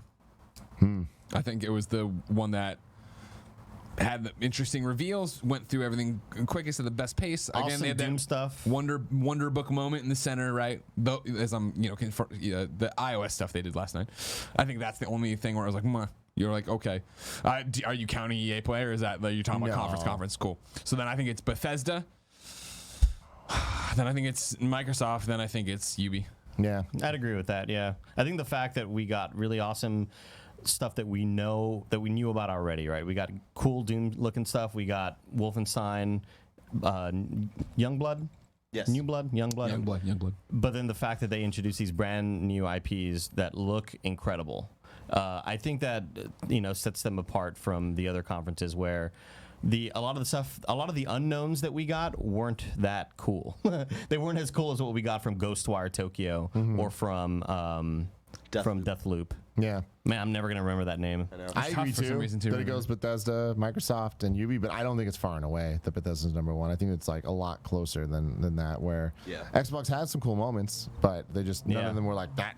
I mean, they had the best moment, the Keanu With moment. Keanu, but it's like, but even that, like, that's just such a, it's a weird thing that we're just excited than actors in a game. Because, like, how often has that turned out well? I feel like this is the example that it will. Yeah, like, but I believe in CD Projekt Red, and I believe in Keanu and them working together. Like, there's seeing him come out on stage and the energy, and like that was the direction they let him go. I'm like, all right, I buy this. It's just, it's the fact that it is the most anticipated game probably of the whole conference. Probably for all of E3, right? This is the game that people are looking forward to the most. I'd say, like, this is the one with the most hype around it, and the fact that they got, you know, the hottest commodity on the market right now in Keanu, I think it's what we want out of E3, right? It is a crazy left field surprise, and I feel like we used to get more of those, and it varies year to year. But I mean, the further back you go, you know what I mean, the fewer leaks there were, and it was a bigger deal that this shit was happening. Yeah. And here we are, and it's like, okay, cool. Like, this is an E3 that feels predictable, which is never fun. Yeah. Like, it's cool to see the games you love updated, right? But it is the things that you don't see coming that you're the most excited. It's always the same way of, like, as a kid, you want to, you know, peek in your parents' closet and find out what your Christmas presents are, but then that ruins Christmas morning. And so when we are here and it is what you think and it's a little bit different, and it's like, okay, like, you could on a page, if you were to take out the, you know, the Gatorade get hype moments we like to insert and dream about, right? I think we could plan most of these things pretty much beat for beat, right? And understand where we're going to net out on it, because you just dial it back. Yeah, I'd say Keanu was like the biggest surprise. Second biggest surprise, the fact that Flight Simulator was on stage. Sure. How is this game? I mean, it looks great. But it's just weird that it's on stage in 2019. The chat's very divided about ranking the three that we're talking about. Sure. Here. It seems fairly evenly split on what order they go in. Really? Like, yeah, there's people that are even saying Ubi. So yeah, I mean that's interesting. I wonder. So we have two more. We got Square and we got Nintendo. Yeah. Square's going to be interesting. I'm very interested in the format of it. So it's called Square Enix Live. So I wonder if they're going to have an on-stage press conference, and if so, is it going to have this kind of flash and grandeur that we've seen from Microsoft and Bethesda and Ubi? Because as far as I know, Square's never done that. You know, they've always used the other guys, like the PlayStation or Xbox stages, to have those big moments. They've done live stage shows, but it's kind of just looks like they rented out a hotel and stood on stage and awkwardly presented things. I mean, you raise a great point. I didn't even think about it. Has anybody? I don't think I ever got an invite for a Square like thing to go to. Yeah, I don't know. Is it just gonna be a direct? Last year it was a direct. Like last year it was straight up a. I assumed it was. No one was on. Like no one was even on camera. It was just kind of like trailers and stuff, right? And it was horrible last year. But this year we know we got Avengers. We know we got Final Fantasy VII remake, baby. Let's go. Yeah. Wow, that's interesting. I hadn't thought of that through. I just we've been, you know, I've been getting so much. Our, of course, kind of funny correspondent Snow Mike, also on Twitch. He's out there for us, beating the pavement, going to these things for us. I didn't even think about that. Is there one for Square? For Square, very interesting. Revamp says, "What if Chris Evans shows up? Like that would have been a cool moment if, like, if an actor of that sort of caliber." It goes like pitch black, and he's here, Avengers, and he comes out solo spot. Assemble! Hey everybody, I'm Chris Evans here to talk to you about this game that is not tied into the MCU at all. This is very confusing. I'd cry, dude. I would cry. That'd be awesome. Yeah, not gonna happen. No, be awesome. Not a chance. Not a snowball's chance. What if Stan Lee comes out, faked his own death, getting ready for this? Whoa. You know what I mean? Wow. But hey, man, anything can happen at E3. Wow. So now let's just go step by step. Are we doing the beat by beat here for Ubi? Yeah. Okay. Number one, we start off with the Assassin's Creed Symphony. You know, at this point, kind of we've seen symphonies before. Zelda did it back in 2014, I want to say, for Zelda's 25th anniversary. That was hype. I was there. In PlayStation did it for Lost my mind. that one PlayStation did it God of War. 2016 with God of War, and throughout the entire show. That press conference was pitch perfect. Like, I don't think we'll ever get that magic again. I agree. Where it's just the entire thing was hype. There was big surprises. Crash Bandicoot was there. Of course, and they had the orchestra playing all the music, and every single major game had a big set piece on stage that was like a production. That was really cool. I mean, I hate to say it about Ubisoft Symphony, but I mean, it was bittersweet. There you go. But that's life. Bittersweet Symphony. I thought that it was very poorly mic'd, and it just kind of in the beginning flat. I thought something was wrong. Yeah, like it just didn't sound great, and like, I don't think it sold it as well. The video guy didn't start the video on time. Yeah, the composer was kind of waiting around for a bit. Waiting for his cue. Not my favorite thing, and I like those. And you type love symphonies. Yeah, musical interludes and stuff. But I do appreciate Ubi's kind of love for not just the games of video games, but like the culture of video games. And they always do these type of things that celebrate music in different ways, or like their communities or their developers and all that. So that stuff's cool. Come on, when they got to the Ezio theme, though. That was hype. I mean, but that, again, it's like the Master Chief. Like in Halo 5, it's like hearing Halo music. You're like, this is cool. Hearing that song, it's like, this is cool. But let's move on. Unlikely, I forgot the name. Unlikely something on Twitch chat says, kind of funny showcase. Save my E3 with a Splinter Cell reveal. No, we're not doing that. No. Oh, man, I was gonna kind of like hint as if there might I don't be. want any. I want no expectations. Expectations, right? It's 4:30. That's less than 2 hours from now. YouTube.com/kindoffunnygames is the Kind of Funny Games E3 showcase. More than 60 indie games. That's it. Confirmed. No Splinter Cell. Okay, no Splinter Cell. No Death Stranding. So then, Watch Dogs, March 6th. Also coming to Stadia. Most games shown today also coming to Later Stadia. than I thought it would be. I thought that was going to be a fall game this year. Watch Dogs. Because there's no Assassins? No Assassins. I thought they were just going to do a big thing. Doesn't matter, obviously. There was a release dates Schreier article that came out beforehand that said, like, this game is taking a lot longer because of the complexities in it. You know, it's hey, and I mean, like, the again, studio wasn't expecting it, or, you know, they kind of ran into a lot of roadblocks. Again, I like what I saw. When on paper, when Jason reported on it at Kotaku and we read about it, it was like, so there's no main character, you're controlling NPCs, like I don't get what's happening. But like Bagley talking to them, kind of like Charlie, and they're all your angels. Like, okay, so Bagley's the main character, and like, okay, I get what we're doing, I get the direction. Which is an interesting way to go with it, because Yeah. like I was, when all the leaks were happening and the scuttlebutt about what this game is, I was like, how is this going to work story wise? And having that kind of voice be the driving force could be very interesting. I like the varied characters that they showed there. The amount of NPCs that you can make PCs is cool. But yeah, it's the London aesthetic. Never my favorite thing. Oh, really? I thought it looked awesome. You're a racist. I mean, whatever. I'll take it. But the race of Europeans. It went in a direction that I didn't expect, because I think I might be wrong about this, but in our predictions, I think I predicted that it was going to not be as technically advanced looking as Watch Dogs 2 was, and I was totally off. Yeah. Like it went way further into that stuff. Yeah. Which is great. Which I think is a good cool. thing. Yeah, because it does at least give it a unique look for the world that they're showing off there. Yeah, it was like going from advanced warfare or modern warfare to advanced warfare. Like suddenly the technology is just so like at least 50 years in the future. It looked like. So looking at that from what we saw of Watch Dogs Legion, do you think that it can be the Watch Dogs that breaks out? Great question, Tim. I don't know. The problem with not having a anchored main character is that then you just lose already a narrative thread to it. So it's gonna be interesting to see how they go through it. When I'm watching that, it's giving me vibes of Peace Walker or Metal Gear 5, right? Of recruiting people and bringing them back to my base and finding different people with it. If that experience is fun, if they are varied enough, if it is just something that you're having whack. I mean, like, because I was joking around about it, but for real, I'm gonna try to build a team that's just old women. Just find me a bunch of old women and what can we do and play a very specific way. If I'm already thinking that, all the many people who are way smarter than me on Twitch are also thinking about it. Like, what is Doc Disrespect's crew going to look like? Like, right? What is he going to try to run through and have? There's going to be people Not mobile gamers for sure. There's definitely going to be teams that are, they just want those MI6 operatives, that they just want, people who can be crazy acrobatics, that they just want hackers. Oof. I think it's a really interesting way of putting it up against like what you want and what kind of team you want to be. Yeah. So, ladies and gentlemen that are watching in the Twitch chat, thank you very much for following along with us. Stay tuned. We will be back later for the pre-show for Square Enix. But if you want to keep watching all of our content and following along with us, click that follow button right there. Kind of Funny Games on Twitch. We do shows that aren't just about E3. We do shows all year round, daily content. It's great. It's fantastic. Thank you very much for giving us a chance. Bye. I love you. Yes. And now we continue on our beautiful show here, Kind of Funny Games Cast. So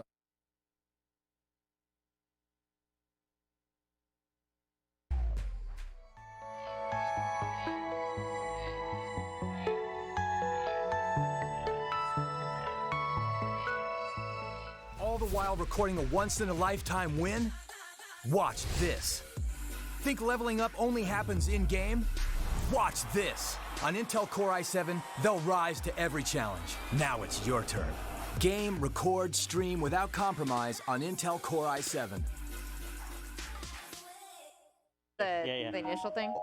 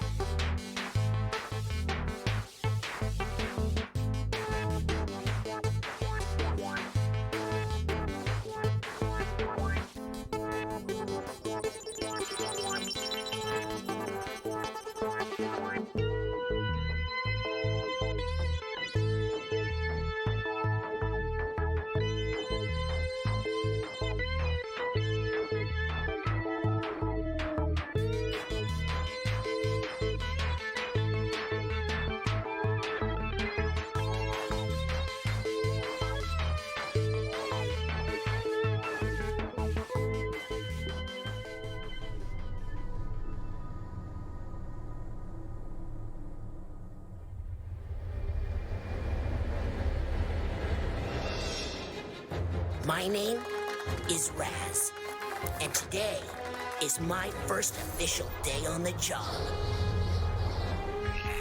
We're on a mission. Rasputin? I'm on him. Looking for me?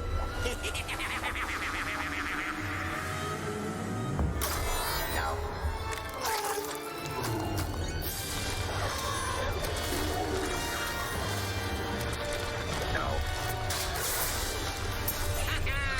Mia, the mission is falling apart. We've lost control of Lobato. I put the old egg in the box in the basket in the No, I won't tell. I won't tell anyone. I promise. No, please.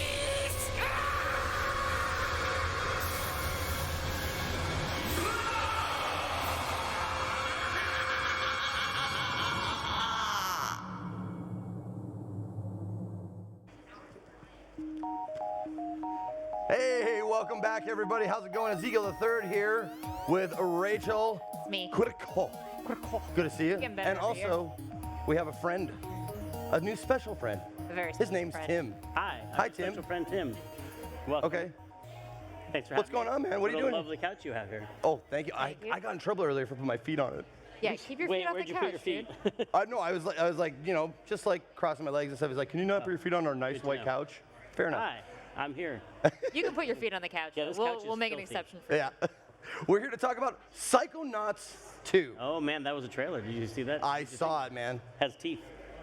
I gotta tell you, when this interview came up, run a show today, I said I need that because I missed Psychonauts when it came out the first time. So I played it for the first time like 3 years ago or 2 years how'd ago. that go? It was awesome. Oh great. Stands the test of time. And the immediate question after I got done was like, is there? And I like, is there a Psychonauts 2? I never heard of it.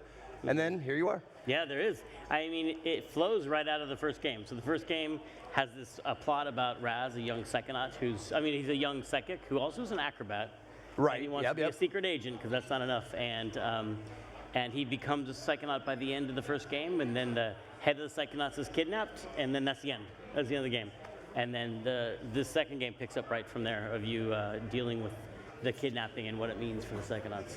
Well, I'm going to mark that question right off. Continuation of story? Question mark. Okay. You explain what happens there. But in a bit of a different style of setting. We got to see, as you threw the trailer at us, lots of teeth, lots of body areas taking place. Well, it's set inside someone's